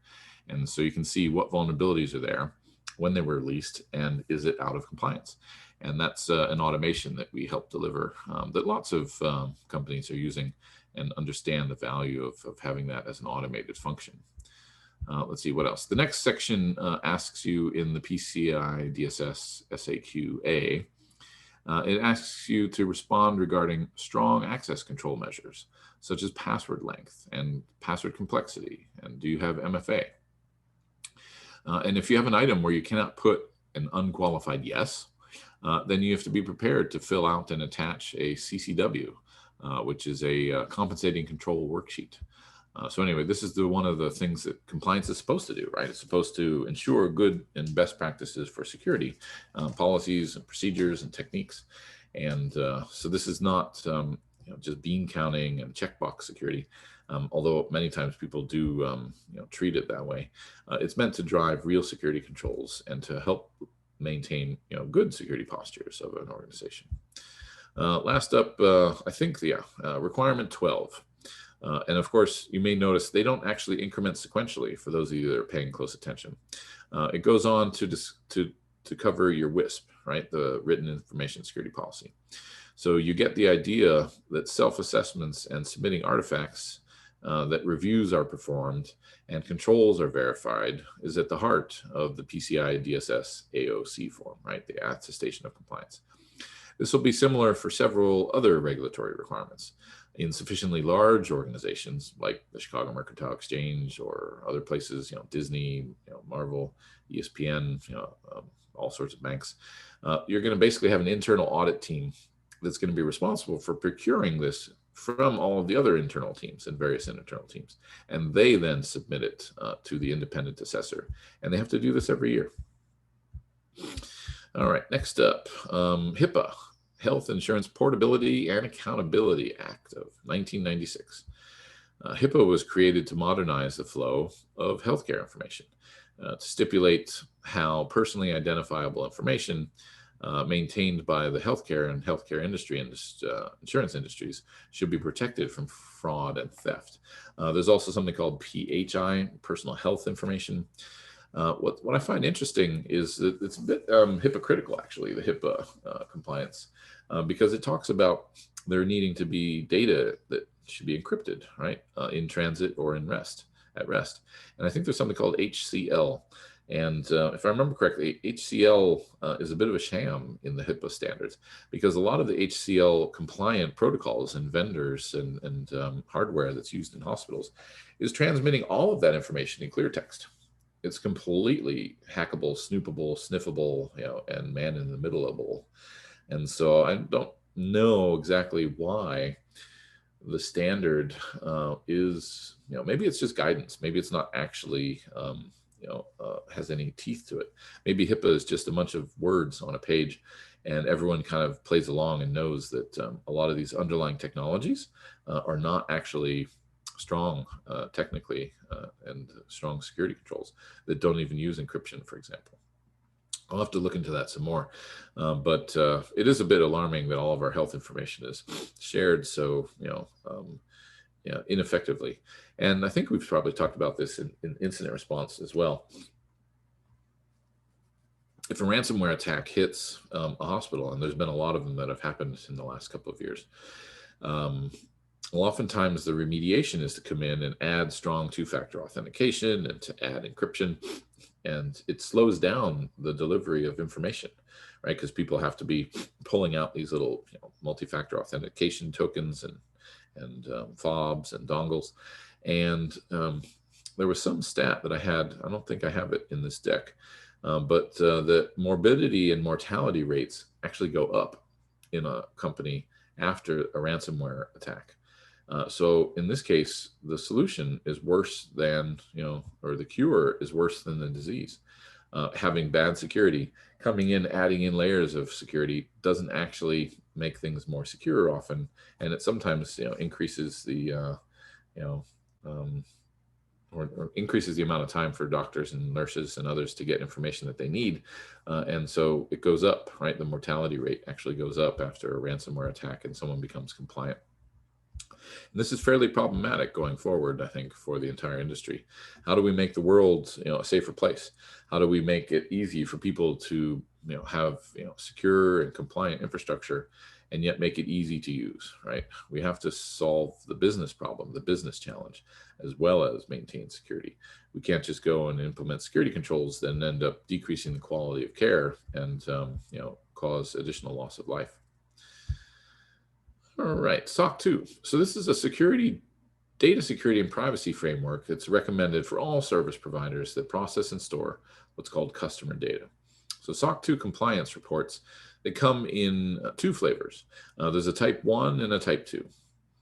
System and organization controls, that's the abbreviation for SOC, for service organizations. A type 2 audit is a technical audit performed by an American Institute of Certified Public Accountants auditor or firm. The type 1 audit is just a point-in-time audit, meaning in the last 12 months, and you usually do them once a year, you can have a third party come in and perform these questions and answers and gather artifacts. And you really only need to have done something that is a control at least once in the last 12 months. You don't have to do it regularly. SOC 2 type 2 means that you actually do it as an ongoing practice, right? It's not just a one-time, point-in-time compliance. Thought I had to sneeze there for a second, but it went away. So anyway, SOC 2, type 1 and type 2 are often a baseline standard for companies. We have a SOC 1. I'm going for the SOC 2 this year. Oh, and here I explain it as well. Internal controls governing data security and privacy at the time of the audit. Type 2, effectiveness of the controls since your last SOC audit. So that's where you have ongoing collection of artifacts for the compliance and demonstration. So a one-time audit might say, show me the log files from the user management service for your platform, right? Where you create users, give them access controls, and you have to show that there was an approval for a ticket to add the user and what type of role they got. And so that can happen just once and you're good for SOC 2 type 1. But if you need to do this every single time, that means they're going to look at like potentially the last 12 months and then just randomly choose a user and say, okay, show me the ticket where this user was provisioned to their access and who approved it. And of course, was the approval prior to them being granted access to the platform, right? You don't want that to say, oh yeah, this user, joined on June 1st. And the approval for their access controls was implemented on June 15th, right? You don't want that. So those are some of the kinds of findings that can come from a SOC 2 audit. AWS's SOC 2 Type 2 was a part of your assignment, one of your assignments. I've, of course, downloaded the SOC 2 Type 2 report for the period. I think I went and got a fresh one. So it may not have been 2019. It might have been 2020. And your assignment this week is to open, or was to open, that report and to respond to the assignment question. Ernst & Young performed the audit for AWS. And due to conflicts of interest, that means that Ernst & Young cannot actually run their infrastructure on AWS. I was actually not aware of that until I interviewed at Ernst & Young for their global architect position a couple of years ago. I ended up going to work at ASCAP instead, but I made it to one of two candidates for the position, and they ended up giving it to an internal candidate, which I think is a bad idea, but could have been a quite different last 2 years for me if I hadn't gone to ASCAP, which I love the mission of. I've told you before about how great ASCAP is. And of course, ASCAP eventually led to my working at Security Scorecard. So we never get to know what path our work will take throughout time. Until we look back and connect the dots. Anyway, so I think I'm heading into the final set of slides, and then we'll go into InfoSec and the news. Let's see, what else? Yeah, GDPR. So we talked about GDPR, I think, in week 1 and several other times.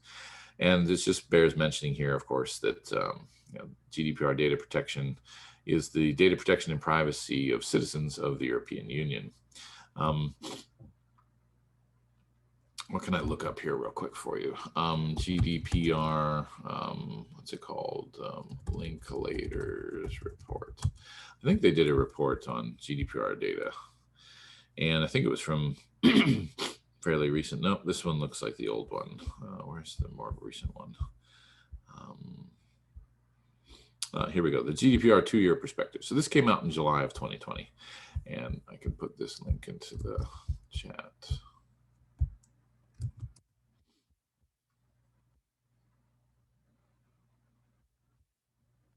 So where do we want? We don't want that. Okay. So yeah, a 2-year perspective, right? We're actually reaching the 3-year anniversary in May of this year for GDPR.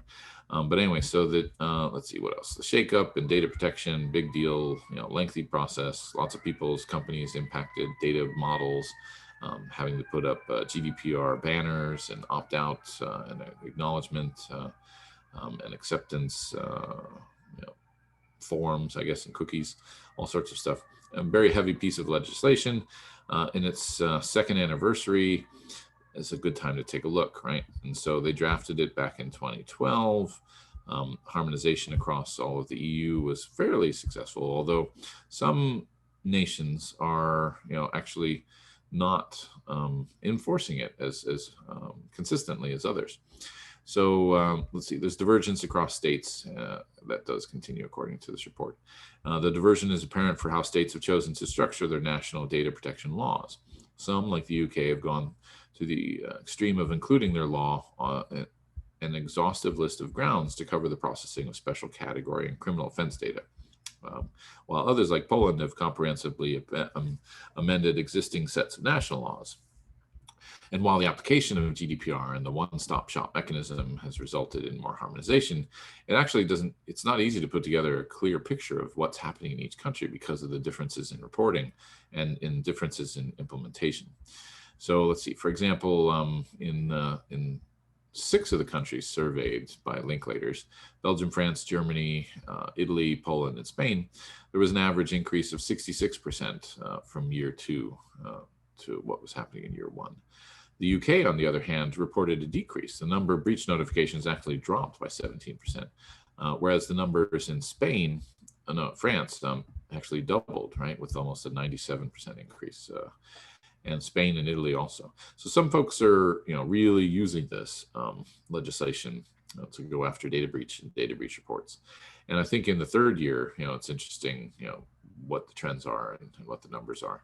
And I remember reporting to you in one of the lectures, I think 54 million euros the first year, 170 or so million euros the second year. So I'm not sure what third year fines are going to be, but those reports will probably come out. I'm guessing if it's April now, June or July, you could probably look for Linklaters or others to write sort of a 3-year summary of what's happening with GDPR and changes in the law and the evolution of it over time, aspects of privacy, data minimization, all sorts of really excellent ideas in theory, which turn out to be quite difficult to implement in practice. So that's a little bit about GDPR at the moment. Let's talk about the last couple of items here. CCPA, the California Consumer Privacy Act, identifies privacy rights and consumer protection for the residents of California.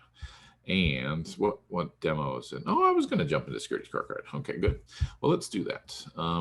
Spend a little bit of time taking a look at the platform. So we go to platform.securityscorecard.io. You all have access to it for part of your work. Here's my NYU login. And if I move this out of the way, I can actually get us logged in and we can take a look at Atlas. All right, so it looks like NYU's not doing so well right now. Pretty bad score, 61. And if you look at the history for the last 12 months, there's a bunch of stuff it's worrisome, right? The score has been low and it just keeps getting lower. So I would like to think that your security assessments will help with that and the ones that were done by other students in other semesters. But let's switch over. I think we switch over to Atlas from here, right? Maybe not.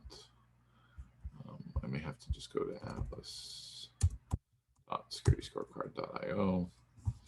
It likes my cookie, my token. All right, so there's two basic scenarios, right? There's a sender and receiver scenario. So let's take a look and pretend that we are NYU and we want to send a questionnaire out.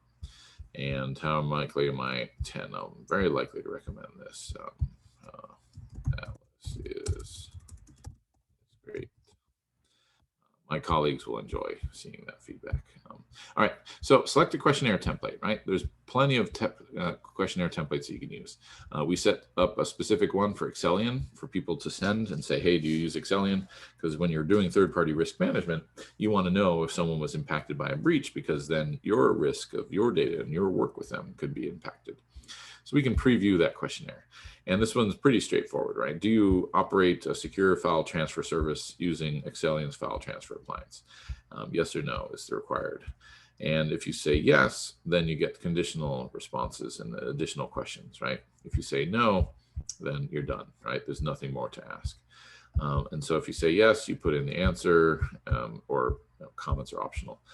Then were you notified on December 23rd? So this helps people confirm whether or not Excellion was doing their job of telling people about it. And so let's say we say yes, right? And have you patched the vulnerabilities? Yes, we have.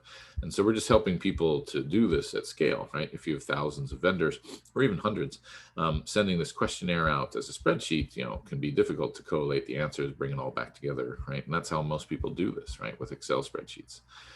There's other controls. Let's see, we wanted to do a HIPAA, compliance checklist according to the 2018. This has a fair amount, right? We're just previewing some of the controls that are part of HIPAA. Plenty more, that show up under these different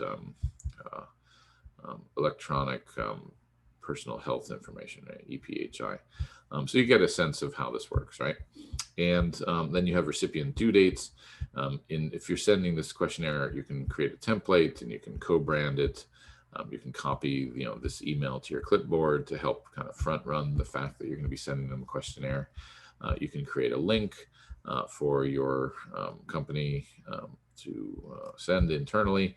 You can also send in large organizations, you may be doing an internal audit, and you may want someone to use, I don't know, what would be an example, CAIQ Lite. Right, so let's say we're going to choose that one, and we're going to send internally. We don't have any teams set up for NYU, but we could basically use this and send it to internal NYU teams. But we shouldn't, because we're not actually NYU, right? We're just students, playing around with the tool. And then what would be another one? Another list, there's additional standards here. So there's vendor risk management maturity model from 2019. Shared assessments has this SIG, standardized information gathering. This one's quite popular, right? SIG core, SIG full, and SIG light. So let's look at, let's pretend we're going to send a SIG light. And in this case, we're going to send to external, and we're going to upload our logo. Nah, we'll just leave it for now. And we're going to send the email to my personal domain name, right? Just so that we can have an example of what this looks like. And we're going to send it today. And you can also do repeating quarterly, annually, right? And make this automated. You can put in an optional due date. I'd say, okay, filling out a SIG light. I'm going to want them, give them a month to do it, right? So let's say, the end of June. And you can also automate sending a reminder, send a week before due date, and we say, please fill this out as soon as you can. And then you send the questionnaire, and you're using your credit, right, to send the questionnaire. And then they'll fill it out, and then you can look at the responses sent. I won't send it now because I don't want to use up, that credit. But obviously, here's the templates. You can clone one of the templates and make your own set of questions. We had the Excellion. We did one as well for Microsoft Exchange server breach. We did one for the SolarWinds Orion. This one came out in December when the event happened. And so if you wanted to clone that and modify it, you duplicate it and create one, and then you can edit it, right? Edit the questionnaire. So the editing is pretty simple, right? You define a question and you give it an ID. In this case, it's just A1. It's a single select, it's a yes or no, and it's a required field, right? Required or not required. You can link particular scanning issue types if there are, OpenTCP ports, other types of findings that come from the ratings platform that are linked to this particular question, because then you can tell whether it's been violated by observation, right? Open source intelligence by scanning of the issues. And then if you have conditionals, right? Show this question should be only visible if, and then you can add a question. Previous questions, answers, can turn it into a conditional drop down. So let's turn that one off and say the responses are yes or no. Then comes question number 2, or A1.1. Does your company make use of the SolarWinds Orion network management suite impacted by the recent supply chain attack? So anyway, this is all due diligence, right? This is what governance, risk, and compliance is about. Filling out these questionnaires and making it easy to auto, populate them with answers and to collect them all in one place is certainly a level of automation that could tie, and does often tie for many of our customers, ties straight into their GRC tool. So you could hook this up to RSAM, you could hook this up to Zen GRC, you could hook up to Iramba, and you could use this to generate specific scenarios. The other thing that's interesting, and let me switch back to security scorecard here, is that if we had a portfolio, right, and we wanted to build a rule, I think we go here to my settings, and we create a rule, and we say, all right, let's worry about making some rules. So there's no rules here. So let's say if a new breach reported on my scorecard, send me alert, right? That's for my scorecard. If a new breach reported for any followed scorecard, send a questionnaire.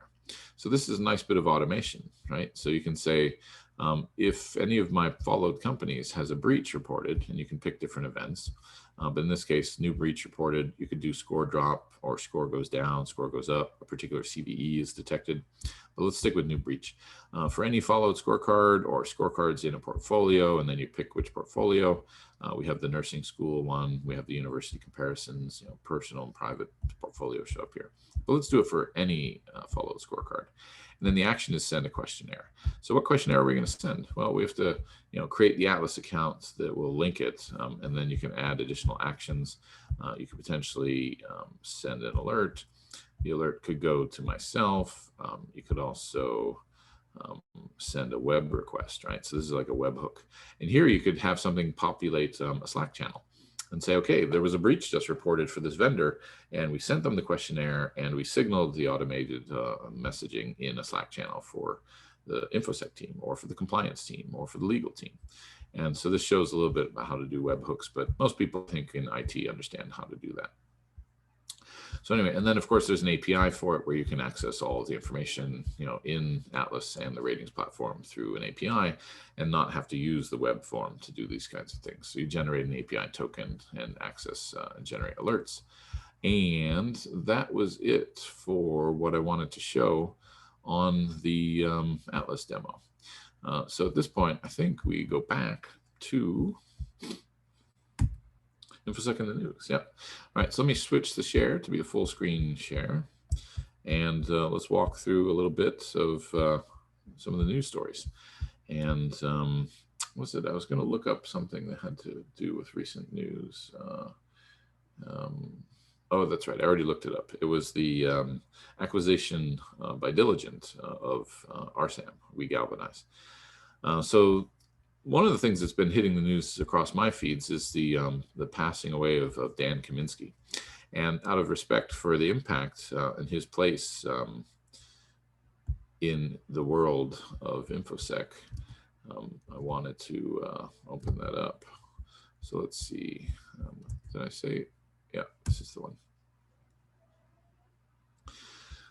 So who is Dan Kaminski? I'm not sure if any of you know, but he was a security researcher.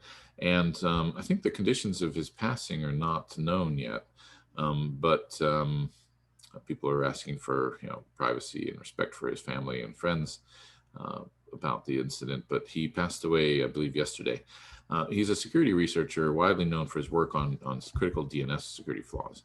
And his death was reported through a tweet from Mark Rogers. I guess there's no hiding it now. We lost Dan Kaminski yesterday, one of the brightest lights in InfoSec. Few people have a wiki page. Few security people have a wiki page dedicated to them, but Dan does. So he worked on something that was completely a huge risk to the entire nature and state of the internet. And his work on DNS cache poisoning and other aspects of that. And he helped remediate it. And what else? Anyway, so he has this page. It looks like he was 42 years old. And he had fundamental flaws in DNS protocol that would allow easy DNS cache poisoning attacks on most of the name servers and tools that existed at the time, 2008. And he worked very, unswervingly and with great dedication to help the vendors to develop a secret patch to make the exploit more difficult. And releasing it in July. The vulnerability itself has not fully been fixed. It's a design flaw in the DNS itself. And he decided not to publicize the detail until 30 days after the release of the patch. But unfortunately, the details were leaked on July 21st, about 2 weeks later. And the information was quickly pulled down, but it had been mirrored by others. And anyway, so there was lots of interesting work. He also worked, on DNS cache snooping to find out whether the servers had been contacted by the domains for the Sony rootkit. And what else? Flaws in the X509 infrastructure. That's for SSL certificates. He discovered many flaws in that. So we mourn the passing of Dan Kaminski, and you'll see a lot of news in the InfoSec news feed about people, what should I say, lamenting the loss of this researcher. All right, what else is in here? Let's see, unlock unlimited messages, skip for now. We're talking about GRC, right? So critical bug found in Homebrew Package Manager for macOS. I'm gonna have to look into that. The issue was reported to maintainers by April 18th. stemmed from the way code changes in GitHub repository were handled. Actually, this is not today's topic, but it is a pretty significant remote code execution bug. The issue was reported by a researcher named Ryota K, stemmed from the way it's used in GitHub with a malicious pull request, i.e. proposed changes could be automatically reviewed and approved. The flaw was fixed on April 19th. So for Homebrew, I presume I just need to run an update to get this updated. Let's see. The researcher submitted a proof of concept pull request demonstrating the vulnerability. Basically, it's an auto merge function, I guess. The GitHub Actions were at the heart of it. I can imagine there's going to be a lot more vulnerabilities happening in the same direction, right, based on this one. GitHub Actions is kind of new, right? It's like GitHub going after the Jenkins functionality set, and it was disabled and removed. So the review cask PR, GitHub Action was removed from all vulnerable repos. The ability for bots to commit a Homebrew cask repositories has been removed with all pull requests. If this vulnerability was abused by a malicious actor, it could be used to compromise the machines that run Brew before it gets reverted. I strongly feel a security audit against the centralized ecosystem is required. So fascinating risk there for all of you running Macs that are using it as your package manager for Linux or for macOS. But Homebrew is definitely one of the most popular package managers for macOS. All right, back to the stories. So basically, if I just do a Brew update, I should be fine. Let's see what else. Password state password manager update hijacked to install backdoor to thousands of PCs. Again, maybe not a GRC topic, but I want to look at this one as well.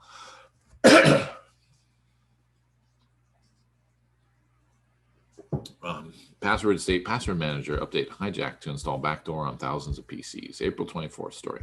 Click Studio is the Australian software company behind the password state management tool. So think of a honeypot, right? Password managers and password vaults are honeypots, right? Where if somebody can compromise all those credentials, you're going to think someone's going to try to do it. And of course, you can't attack the thing itself sometimes. So you attack an upstream supply, right? Supplier. So let's see, Adelaide-based firm said a bad actor used sophisticated techniques to compromise the software's update mechanism to drop malware onto user computers. The breach is said to have occurred between April 20th and the 22nd for a period of about 28 hours. Only customers that performed in-place upgrades between the times stated above are believed to be affected. So they would know how many people downloaded the malware at that time. But how did they get in? According to analysis shared by Denmark-based security firm CSIS Group, the malware-laced update came in the form of a zip archive, password state upgrade.zip, which contained a modified version of the binary called moserware.secretsplitter.dll. All right, so it sounds like this is a Windows-hosted solution, right? Probably for on-prem instances, not cloud-based, but we'll see if that talks about it further in the story. In this file, it connects with a remote server to fetch a second stage payload, upgrade service upgrade.zip, that extracted password state data and exported the information back to the adversary's CDN network. Click Studios said the server was taken down as of April 22nd at 7 a.m. Universal Coordinated Time.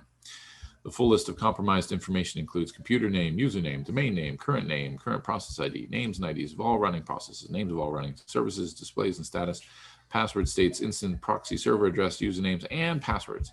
Well, that's pretty much the whole caboodle, isn't it? Click Studios has released a hotfix to help customers remove the attacker's tampered DLL and overwrite it with a legitimate variant. The company is also recommending that businesses reset all credentials associated with external facing systems, firewalls, VPN, everything. So yeah, that would definitely be an important mitigation tactic, right? You should have a run book ready to go that says rotate all passwords now. And that's going to break a bunch of companies, right? Because they'll have hard-coded scripts that maybe can't access the vault automatically. If you're using a vault, you think you're doing the good thing, but then along comes someone who compromises the vault.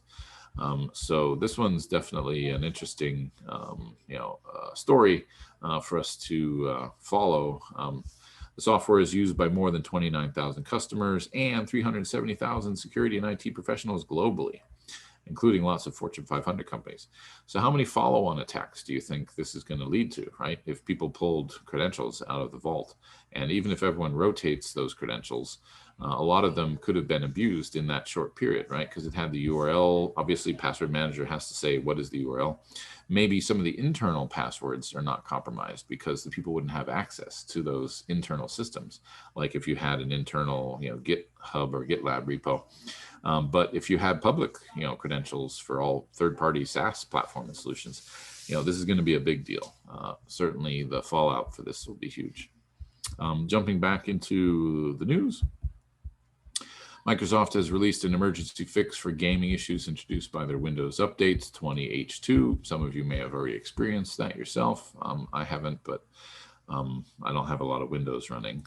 So let's see, ransomware gang made $260,000 in 5 days using the 7-zip utility by simply remotely encrypting files on QNAP devices using the 7-zip archive program.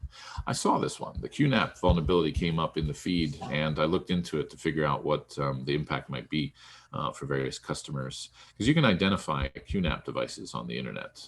I think we went previously, right, to Shodan as example, shodan.io. I think I have a login here from previously. Let me just double check. Yes, I do. So I can log into, oh wait, that's a different different password. Oh, I wonder where my password went. But anyway, maybe I never saved it. But let's log in with this one and see if it gets me in.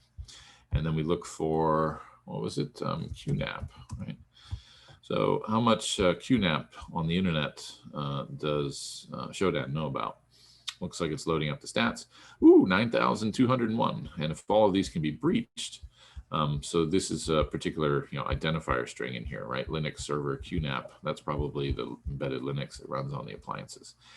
So you have a bunch of Chinese and French, and let's look at some of the ones in Germany, for example. So QNAP and country equals DE. So 457 results, and each one of these generated a server 500 error when it was scanned by the Shodan infrastructure. But it was able to capture the server header and identify that it is, a particular version of QNAP running this particular kernel. And if it hasn't been patched and updated for this vulnerability, then the remote code execution could be hitting it. Interestingly enough here, this one looks like a pro FTPD server. I'm not sure why QNAP got tagged for this one, but the rest of these don't exactly show a specific version number. If we were to browse to this instance, we'll probably get an error as well. So here it shows that this particular IP address, which is what, kabeldeutschland.de, which looks like it's part of Vodafone, that it has open ports 21, 80, 443, right? All these different high numbered ports as well. This looks like potentially customer premise equipment because it's running port 49153, which is a standard port for CPE. What would you call it? A router, right? And let's see what else.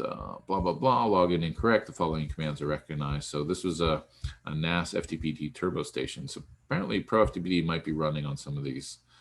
Or if we look down further, maybe we find QNAP on this page. QNAP. There we go. So the certificate on this thing is myqnapcloud.com. And so that could well be a cloud hosted instance of a file share appliance, right? Basically a network attached storage. So that's why this one matched. But anyway, so that's troublesome, given that people can encrypt the data and in 5 days make $260,000 by compromising one vulnerability there. Let's see what else. New crypto mining malware builds an army of Windows and Linux bots. Recently discovered crypto mining botnet is actively scanning for vulnerable Windows and Linux enterprise servers and infecting them with Monero, miner, and self-spreader malware payloads. Another fascinating story for this week, but let's see if I can find a couple of GRC related stories for us. Cyber criminals have created a fake Microsoft DirectX download. No. Dan Kaminski passes away, was 42, celebrated hacker and researcher. Already talked about that. Enterprise needs to change passwords following ClickStudio's password state attack. We already talked about that story. Pen testing, what I should have done. No, password state, I have that story already. Hackers threaten to leak stolen Apple blueprints if $50 million ransomware isn't paid. Now this one I just have to click on, right? Because it is a big deal, right? Third-party risk management. It wasn't Apple that was hacked. It was Quanta, one of their vendors. So they're a supplier, and they suffered a massive ransomware attack from Revil ransomware group, which is now demanding that Apple pay, because Quanta can't pay or isn't going to pay. So they're trying to extort Apple into paying by releasing some of the data that they encrypted. So they've exfiltrated schematics and diagrams for current Apple devices, as well as potentially future devices, which is potentially billions of dollars of financial loss and reputational damage. Let's see, in a post shared on its deep web Happy Blog portal, the threat actor said it came into possession of schematics of the MacBooks and Apple Watch by infiltrating a Taiwanese manufacturer, claiming it's making a ransom demand to Apple after Quanta expressed no interest in paying to recover the stolen blueprints. So maybe they have backups, right? But the hackers want, or the criminals, don't use hackers when we mean criminals, the criminals want to get paid, and so they've released, I guess, yeah, some schematics that show that they actually have the data, and they recommend Apple to buy back the data by May 1st. So that gives them about a week, right, to comply. And it's interesting, you know, is it in Apple's best interest? I mean, I guess this could be a governance risk and compliance discussion, right? So here we are looking at someone being able to make knockoff parts, maybe, you know, schematics and specs. Certainly, it's not easy to build an Apple, you know, clone, I guess, because you'd have to get the exact same parts, and Apple probably has, you know, some restricted provider and vendor relationships.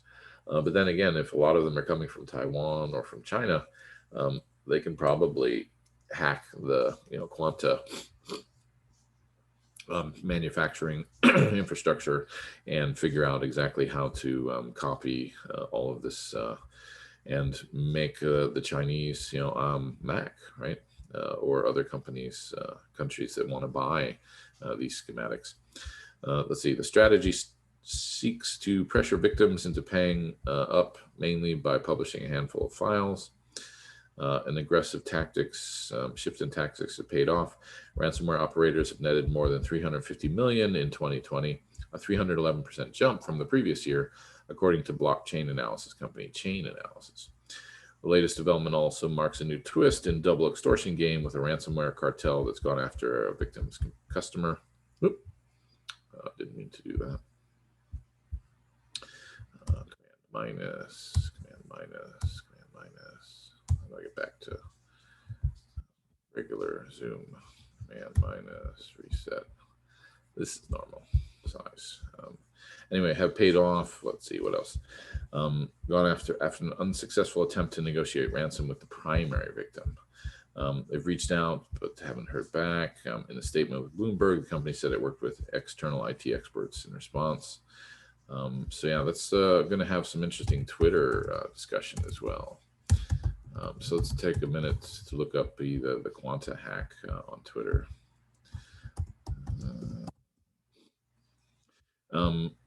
I use Twitter a lot for this, right? There's lots of good InfoSec information available on Twitter.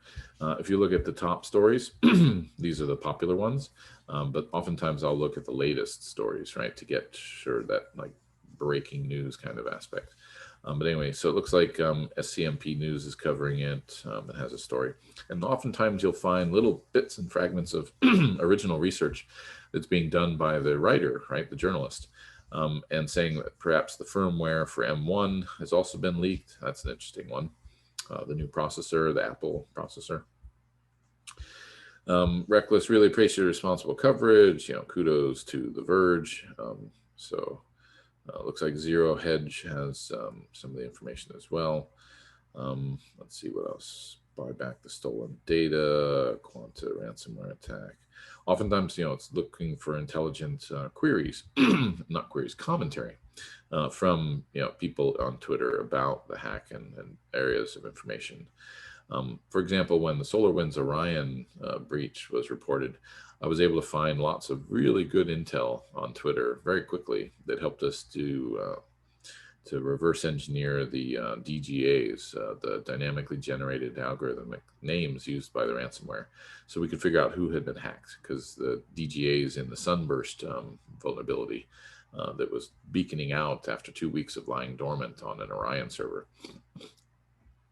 was basically sending, in part of its hostname, what company it had compromised, right? So that was part of the world of threat intelligence research, was finding really clever stuff on Twitter and putting it into use, in our platform, and surfacing the names and helping build portfolios of customers that had been impacted by the Orion. And of course, scanning for the Orion headers, like we talked about and showed just a moment ago with Orion. Let's see, these are all pretty much the same story being fed by lots of others. So let's look at the latest feeds instead of the most popular. Let's see, tech giant Apple targeted an $100 million ransomware attack. I wonder why they said 100 million. I thought it was 50. I didn't even look at the hacks and extortion event as profoundly impactful. That aspect has already been. Rather, I look at as the tea leaves into the future of supply chain attacks at the design, manufacturing, and assembly stages of product. Fairly smart LinkedIn article being posted here on Twitter in terms of larger scale impact of the hack. So what was the Ukraine buildup to distract from the Quanta hack? Getting into the hardware of Mac would be the holy grail of Putin's team. Yeah, I suppose, if you can get into the firmware, right? And develop attacks and exploits against vulnerabilities. Yeah, this one says 50 million. I don't know why the other one said 100. MacBook schematics. What else? Let's see what this link tells us further about the story. So anyway, this is threat intelligence research. This is doing the job of a CISO, or delegating it to someone that's managing, threat intelligence and attacks, and how we learn from the failures of others, right? So eventually, some of the details of what went into the Quanta hack, will start to show up. People will be interviewed that know something about it, and some of these stats will come up and make it their way into the news. It's still pretty early in the news cycle on this one for us to find any real good root cause discussions, but the group posted, so if it was ransomware, I'm guessing it was a phishing campaign that led to it, right? So did Quanta have a good phishing awareness campaign? And why not put for quanta.com? I think that's who it is, right? Quanta.com. Let's see. It's the Quanta link for Quanta Computers. Quanta Computer Inc. Quanta Computer. Quanta TW. Okay, that's the main name. So let's look that up on the Security Scorecard platform and see what it shows in terms of history. So let's go back to the ratings platform. Wait, we are on the ratings platform. So let's look up Quanta TW, and we'll add it to my personal portfolio on NYU for the moment. And we will look at their history for the last 12 months. And not really the same kind of story you might have expected. I often expect them to be like at a B, and in the last 12 months to have reached a C or a low C, high D. But it looks like they've actually improved their score leading up to December. And then we did a calibration of weights and impacts in January, and our scoring update said that they're doing worse than they thought they were doing. Right? Previously, they looked like they had a good B. Overall 82, and then it dropped. So which factor is the most interesting factor for their score, right? So if we look here, I'll make that go away. This one is looking like it's pretty well the driver, right? Their network security is matching the overall score rise and fall pretty well. And so let's look at some of the network security factors. DNS health, nope, that looks pretty clean. Patching cadence. an interesting shape to this graph, but not influencing the overall score. So, but it does look like they really started just falling off, right? And so this is what could have led, to the vulnerability that was exploited through a phishing campaign, right? That was exploited to move through the infrastructure. If their patching cadence had just fallen off as of the scoring update in September, we started to score them a lot lower for their patching cadence. And so that could have led to it as well. Endpoint security, this one's looking actually quite improved and healthy. So that's not the factor. IP reputation also looks good. AppSec, really not the best AppSec. There's probably lots of findings in there. So let's take a look at the issues. What are the top issues for Quanta? Does not enforce HTTPS. So if you can do a man in the middle on something, looks like their HR system is not using HTTPS, and that could have been, easily, the source of the breach, going to the HR. I wonder what comes up now if you go there now.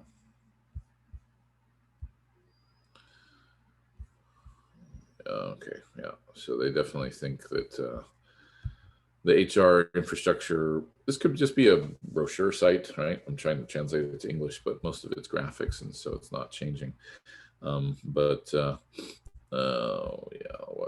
Let's just say go here. What is this? Job vacancy information, right? And web recruit job openings. So let's take a look at this URL. So if we copy this URL, I pause the share for a second and jump over here. Jump over here to my terminal window. We can do a curl-ik and then the URL, just to learn what we can learn a little bit about Quanta, right? So it looks like they're running Microsoft IIS version 10. The ASP is powering it, so those are the vulnerabilities the bad guys would use to hack their HR site. It's not telling me what version of ASP, so there's been some degree of hardening applied. But IIS 10 is not the latest version, to the best of my knowledge. And let's jump into a browser page real quick and just say latest version of Microsoft IIS server. I'm guessing it's 11 or higher. No, there is a stable version of 10. Interesting. If we scroll down here, 10 is included in server 2019. It's weird. Could have sworn I saw an IIS 11 somewhere. But anyway, so let's see, that's one piece of it. The other thing is I have a little script that I've written that does, remember our DNS dumpster? I think we've done this before in some of the other classes.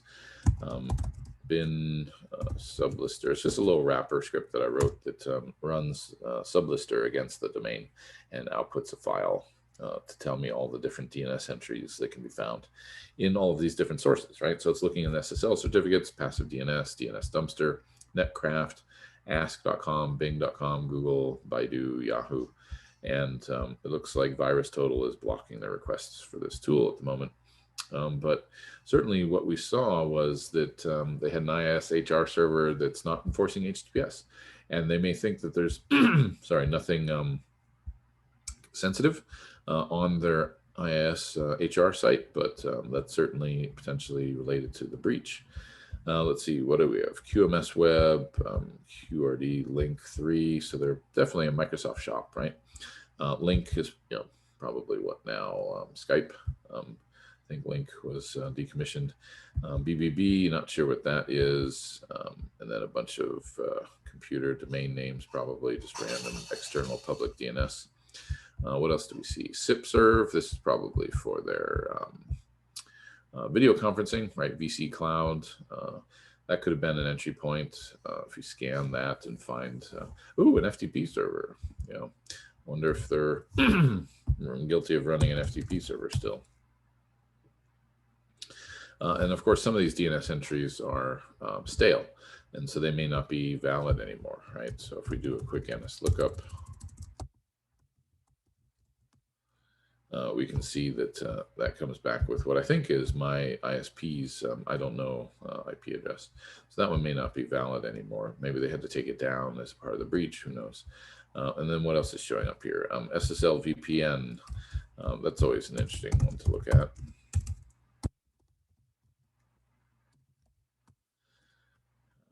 Again, maybe an old entry.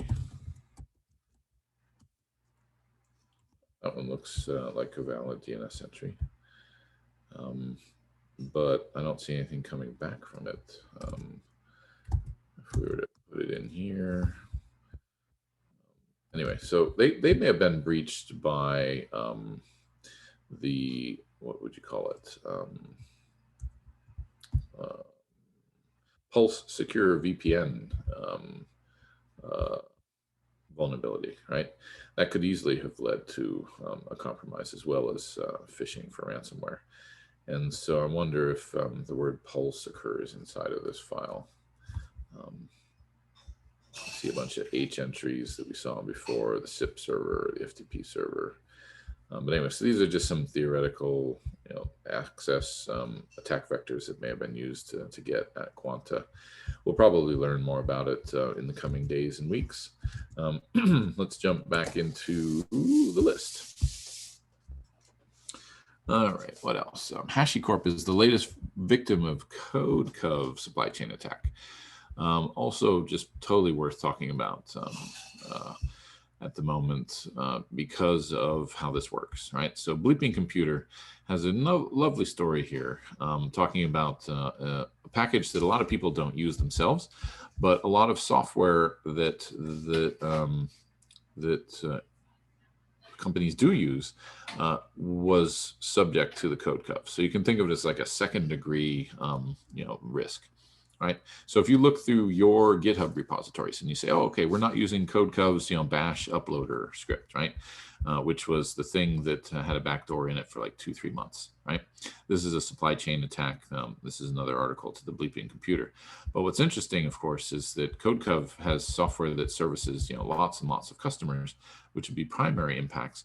But what's more interesting in my mind, besides the bash uploader that was exfiltrating all of your secrets, right, from your GitHub repo, any passwords that you may have had, there is a, what's it called, grep code search.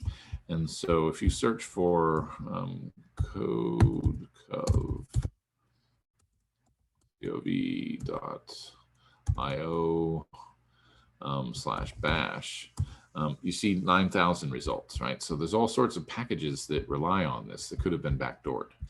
And some of the packages in here, if you scroll through here, right, maybe this Ansible, if you're using Azure pipelines, maybe your Azure pipelines have been breached because of this, right? So you're taking a fundamental tool that's not used by you, but it's used by lots of your tools.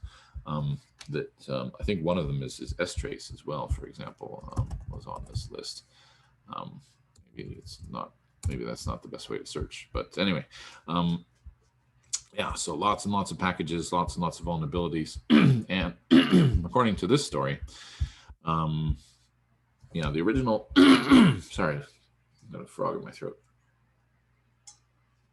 CodeCov learned about the flaw in their Docker image, and threat actors had obtained credentials to the bash uploader scripts. And they didn't learn about it, like I said, for a couple of months. And so HashiCorp, who makes HashiCorp Vault and Terraform, have been impacted because they did use this package. And so remember, it's not just looking in your own repos, but looking at the dependent upstream packages, right? And so this is, I think, an increasingly important area of risk that has to be addressed. Do you, as a company, have a tool that allows you to restrict what kinds of packages are included in your software, right? Meaning the build of your apps, homegrown or commercial. And do you have ways of knowing whether or not something has been changed, right? So GPG's, the GPG private key for HashiCorp had been exposed, which means that's the signing key, right, to develop HashiCorp's private packages and commercial and open source packages that people use. So all of those releases had to be pulled, right? So they had to revoke, the GPG key and issue a new one. and it impacts Terraform as well. And it was interesting because Terraform has yet to be patched. And so that means that people that are running Terraform could be introducing a backdoor because of the hack that was done to CodeCov bash uploader. And so this is a tough situation for a lot of people because that expands radically the number of impacted companies from the HashiCorp. And how do we know what version is used and whether or not there's a backdoor in it? You're going to want to just start over and rotate all of your passwords. So the takeaway from this for governance, risk, and compliance is that supply chain attacks are becoming a lot more frequent, right? This is like 3 or 4 in the last 2-3 months, or at least since December with this SolarWinds. And so I think the lesson to be learned here is, make sure that you have a open source software approval process, and everyone has to submit a request to use a package. And then that package has to be scanned, right, for vulnerabilities and for behavioral scanning, right? So you have dynamic application security testing. We talked about this, I think, a week or 2 ago, DAST and SAST. SAST is static application scanning. So you can actually check all your repos automatically to see if this package was in there and what version and whether you were directly impacted. But you could be indirectly impacted by, like I said, you run HashiCorp Vault and you run Terraform. They've been impacted by this vulnerability. And let's see what else. Mac OS, code signing, notarization, and Windows has not been affected by the private key compromise. But only their SHA-256 signing mechanism was hit. And they're pushed out a new key, but everyone basically has to do not even a fire drill, a real drill, to rotate all of their credentials because they could well have been leaked and compromised. And if that happened during these several months before this was, become aware of, let's see, what was the timeline on this? I forget. Yeah, there could be a bunch of secondary infections and disclosures and breaches that we haven't even heard about yet that are going to be coming into the news in the coming weeks and months. So big deal. So what do you need? You need a SAST and a DAST that looks at the behavior of your software and your builds, and that looks at the constitutions, right? The packages that go into it, the static code analysis and open source packages, and is it the latest and greatest and stable and secure versions? All right, so that was a good story. Got another couple minutes to go through a few more here. What else? CIS podcast. Oh yeah, we probably didn't actually go to the Center for Internet, CI Security.org, I think it is, Computer Center for Internet Security. So convince your team to buy a subscription here so that you can get the benefits of their benchmarks and hardening of servers, and obviously follow the controls and develop tools for scanning, compliance with the CIS controls. So make sure that, this is only a few thousand a year for most companies, depending on how many seats, how many employees you have. But definitely a great membership organization to support. It's a nonprofit that does a lot of really good work, like I said, at building hardened controls. You can actually buy AMI hardened benchmark standards ahead of time. So if you don't want to harden your Linux builds, you can actually purchase CIS hardened images for AWS. So if you want to have, here's the list. If you want a Debian Linux benchmark or a Linux 9, or if you want an Ubuntu 20 that's been set for, what are the different benchmarks? There's level 1 and level 2 and level 3 that are used. So if you're working on like government secured infrastructure, you definitely want to be building off of these hardened baselines instead of trying to harden them yourself. It costs a little bit of money. Like I said, a subscription, and then you pay for the compute resources, but then you don't actually have to harden these images, right? They're going to be releasing new hardened images every month, I think, for a lot of the builds for Windows as well as Linux. Where's the Windows ones? Yeah, here's the Windows Server level 1, level 2. Level 2 is a more hardened version, so you may need that for certain contracts that you're building infrastructure for government. Why doesn't this open the link? Oh, wait, I am on level 2. So anyway, you can download benchmark for server 2019, 2012. So let's just take a look, launching that takes you into AWS. and it tells you the total price per hour is 14 cents per hour. And this is for a T2 large running in US East. But you can definitely get secure infrastructure and outsource the hardening of it essentially using the CIS benchmarks. And what was the pricing information? Yeah, let's say if you needed something a little smaller, a T2 small, but a hardened image, then that's only like 5 cents per hour. Depending on the region, of course, it can be cheaper as well if you don't run it in US East. Let's say you want to run it in US West. Nope, looks like the prices are the same, but anyway. And then you have your infrastructure costs, and then the benchmark is costing you 2 cents per hour. So that's not a lot, right? How much is that? Well, it depends how many hours you run the server, I guess. But anyway, so this is a 64-bit hardened Amazon image. All right, back to the news. Keep hitting Command T, thinking I'm opening a new tab in here. Let's see, Windows Snyder launches startup to fill IoT security gaps. Interesting, don't know who that is. Windows Snyder. Anyway, let's see what else. States continue tinkering with their unemployment systems. Nope, not GRC. Password state, already talked about that one. Indiana poised to increase cybersecurity info sharing among government. That's definitely a governance link, governance risk and compliance story. Yes, use cookies. Thank you. Let's see. Indiana poised to increase cybersecurity info sharing among government. Indiana lawmakers recently passed legislation. I love State Scoop. They've got great stories. That's why it's in our InfoSec news feed. Will greatly increase the amount of information sharing among statewide agencies, right? So this is a sort of industry at the state level governance, risk, and compliance story. Let's see. We'll give Indiana Office of Technology a much wider scope over how public sector entities report and respond to incidents like ransomware, denial of service attacks, website defacements, software vulnerability exploitations, and zero-day attacks. Under the bill, IoT, oh, okay, that's what IoT is, Indiana Office of Technology. So it's not Internet of Things. Let's see, these entities will be reported within 2 business days. Also empowers IoT to work more closely with other agencies in a range of technology and security matters. States and localities are constantly sharing data and have a variety of technical connections. So yeah, sharing information is an important risk mitigation technique and approach. And this data will help them better understand the scope of the problem and formulate policy. Let's see what else.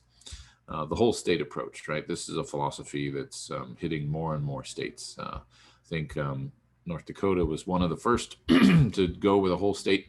And what they mean is a lot of states had secretaries of state, CISOs, CTOs, and CIOs, all of which never really collaborated. And they each had their own piece of the world that they were responsible for protecting. And they weren't doing a very good job of it, working in a fractured, non-coordinated manner. And so this whole idea of whole state security is when a state decides to consolidate all cybersecurity risk into one branch, right? And pick it. This doesn't matter which one you pick. It could be CIO, it could be CISO, it could be Attorney General, or whatnot. But anyway, so NASCIO and the NGA are promoting more and more of this kind of work, which should save money, right, and improve security. At least ostensibly, it sounds like that to me. So the National Association of State Chief Information Officers and National Governors Association are urging states to do this whole state approach, right? It's just not an IT problem. You need to have all sorts of collaboration. And why have, 5 or 6 different bodies within your state working on something? Let's see, ransomware attacks, State Scoop. Interesting that they're trying to show some graphics like that now on this site. Let's see what else. The episode surveyed examples. Louisiana and Texas had previously put into local emergencies, a survey of NASCIO's membership did find that 65% of states are providing security infrastructures and services to their local governments. So they're trying to harmonize, in a vertical across the state to share information, increase their visibility and awareness of what's happening, and their ability to respond, quickly to incidents, and to not have, the right hand not knowing what the left hand is doing, essentially. Right? We always say cyber is a team sport, blah, blah, blah. The report lists 13 states and local authorities are engaging on more of a, like I said, a whole state approach rather than to have, different fiefdoms within the InfoSec communities, the whole state approach. So Indiana is headed that way now as well. Good for them. Next up, a couple more minutes and we will be done. Oscar bait, literally, hackers abuse nominated films for phishing and malware. Not really a GRC program topic, but you can imagine it's an annual thing. QNAP ransomware attacks, please patch it. Of course, I don't know why you would put an appliance like a QNAP, which is basically, in many cases, it's just a NAS, right? Network attached storage. Why you would put this on the internet and let it be hacked, I have no idea. But then again, they can potentially just, exploit this on infrastructure where they've already got foothold. And so now that this vulnerability has been exposed, they can then, get into the QNAP and encrypt, your backups or your storage for your file shares for different servers that might be backing, the storage for other servers and apps. And the Bitcoin payment looks like it's what, 0.01 Bitcoin or about $500 to receive the description key. And some people have already made several $100,000 on it. Let's see, Pulse Secure, Connect Secure, PCS versions. Interesting. This one I want to look at for a minute because it's very widespread. There's thousands of these out there. Ivanti Software bought the Pulse VPN company, I guess, or product. I think it was in December of last year, along with Mobile Iron, a mobile device management platform. And it looks like someone has put together, NCC Group, has put together a census of different versions. And they're talking about the exploit in March 31st. Ivanti released an article. The tool is named Pulse Integrity to check for whether you were hacked basically by this remote code vulnerability, which had like a CVSS score of 10 out of 10. And the RCE was being abused. It basically let people get root on these VPN servers. VPN servers have to be on the internet because they're providing that virtual private network gateway between inside and outside. And a lot of folks didn't patch them right away. I think even CISA issued a directive, right? CISA Pulse Secure, right? Continued exploitation of secure VPN. So they have an alert and I think an executive directive telling everyone to shut down and stop using it if you can't patch it, right? So this one was released and revised on April 15th. But anyway, so there's all sorts of vulnerabilities, one of which hasn't even been patched yet. Ivanti is supposed to be coming out with a patch for it in May, right? So what do? Well, if I were a CISO and I was running the Pulse VPN secure and it's not secure because it's being rooted and turned into a web shell and making local user accounts and exfiltrating data and causing all sorts of risks for ransomware and crypto mining and all sorts of stuff, I would just shut it down. And I would take the hit that the business can't connect until you launch another product and throw it up quickly, right? And get it into place. And how do you mitigate this risk in the future? Never have one solution of anything. Always have two if it's a critical component like your VPN. And always use two different vendors, right? Don't stand up, two Pulse secure VPNs as your fault tolerant solution. Stand up maybe one Palo Alto for your VPN or one Checkpoint security or one Cisco, and have multiple vendors. That's your heterogeneous defense of having two remote code executions for this two different vendors on the same day would have to be discovered, which is possible but not that likely. And yeah, then be able to switch over, right? And train everyone how to switch from one to the other. So you can stick with a primary VPN provider and solution, but always have a fault tolerant one in case the other one gets compromised or it becomes unavailable due to, denial of service attack or all these kinds of things. But anyway, so after they hit it, they deploy a number of backdoors and web shells for perpetual back-end access, authentication bypass. FireEye's post is really good on this. That they reported a number of cases that are actively exploiting it.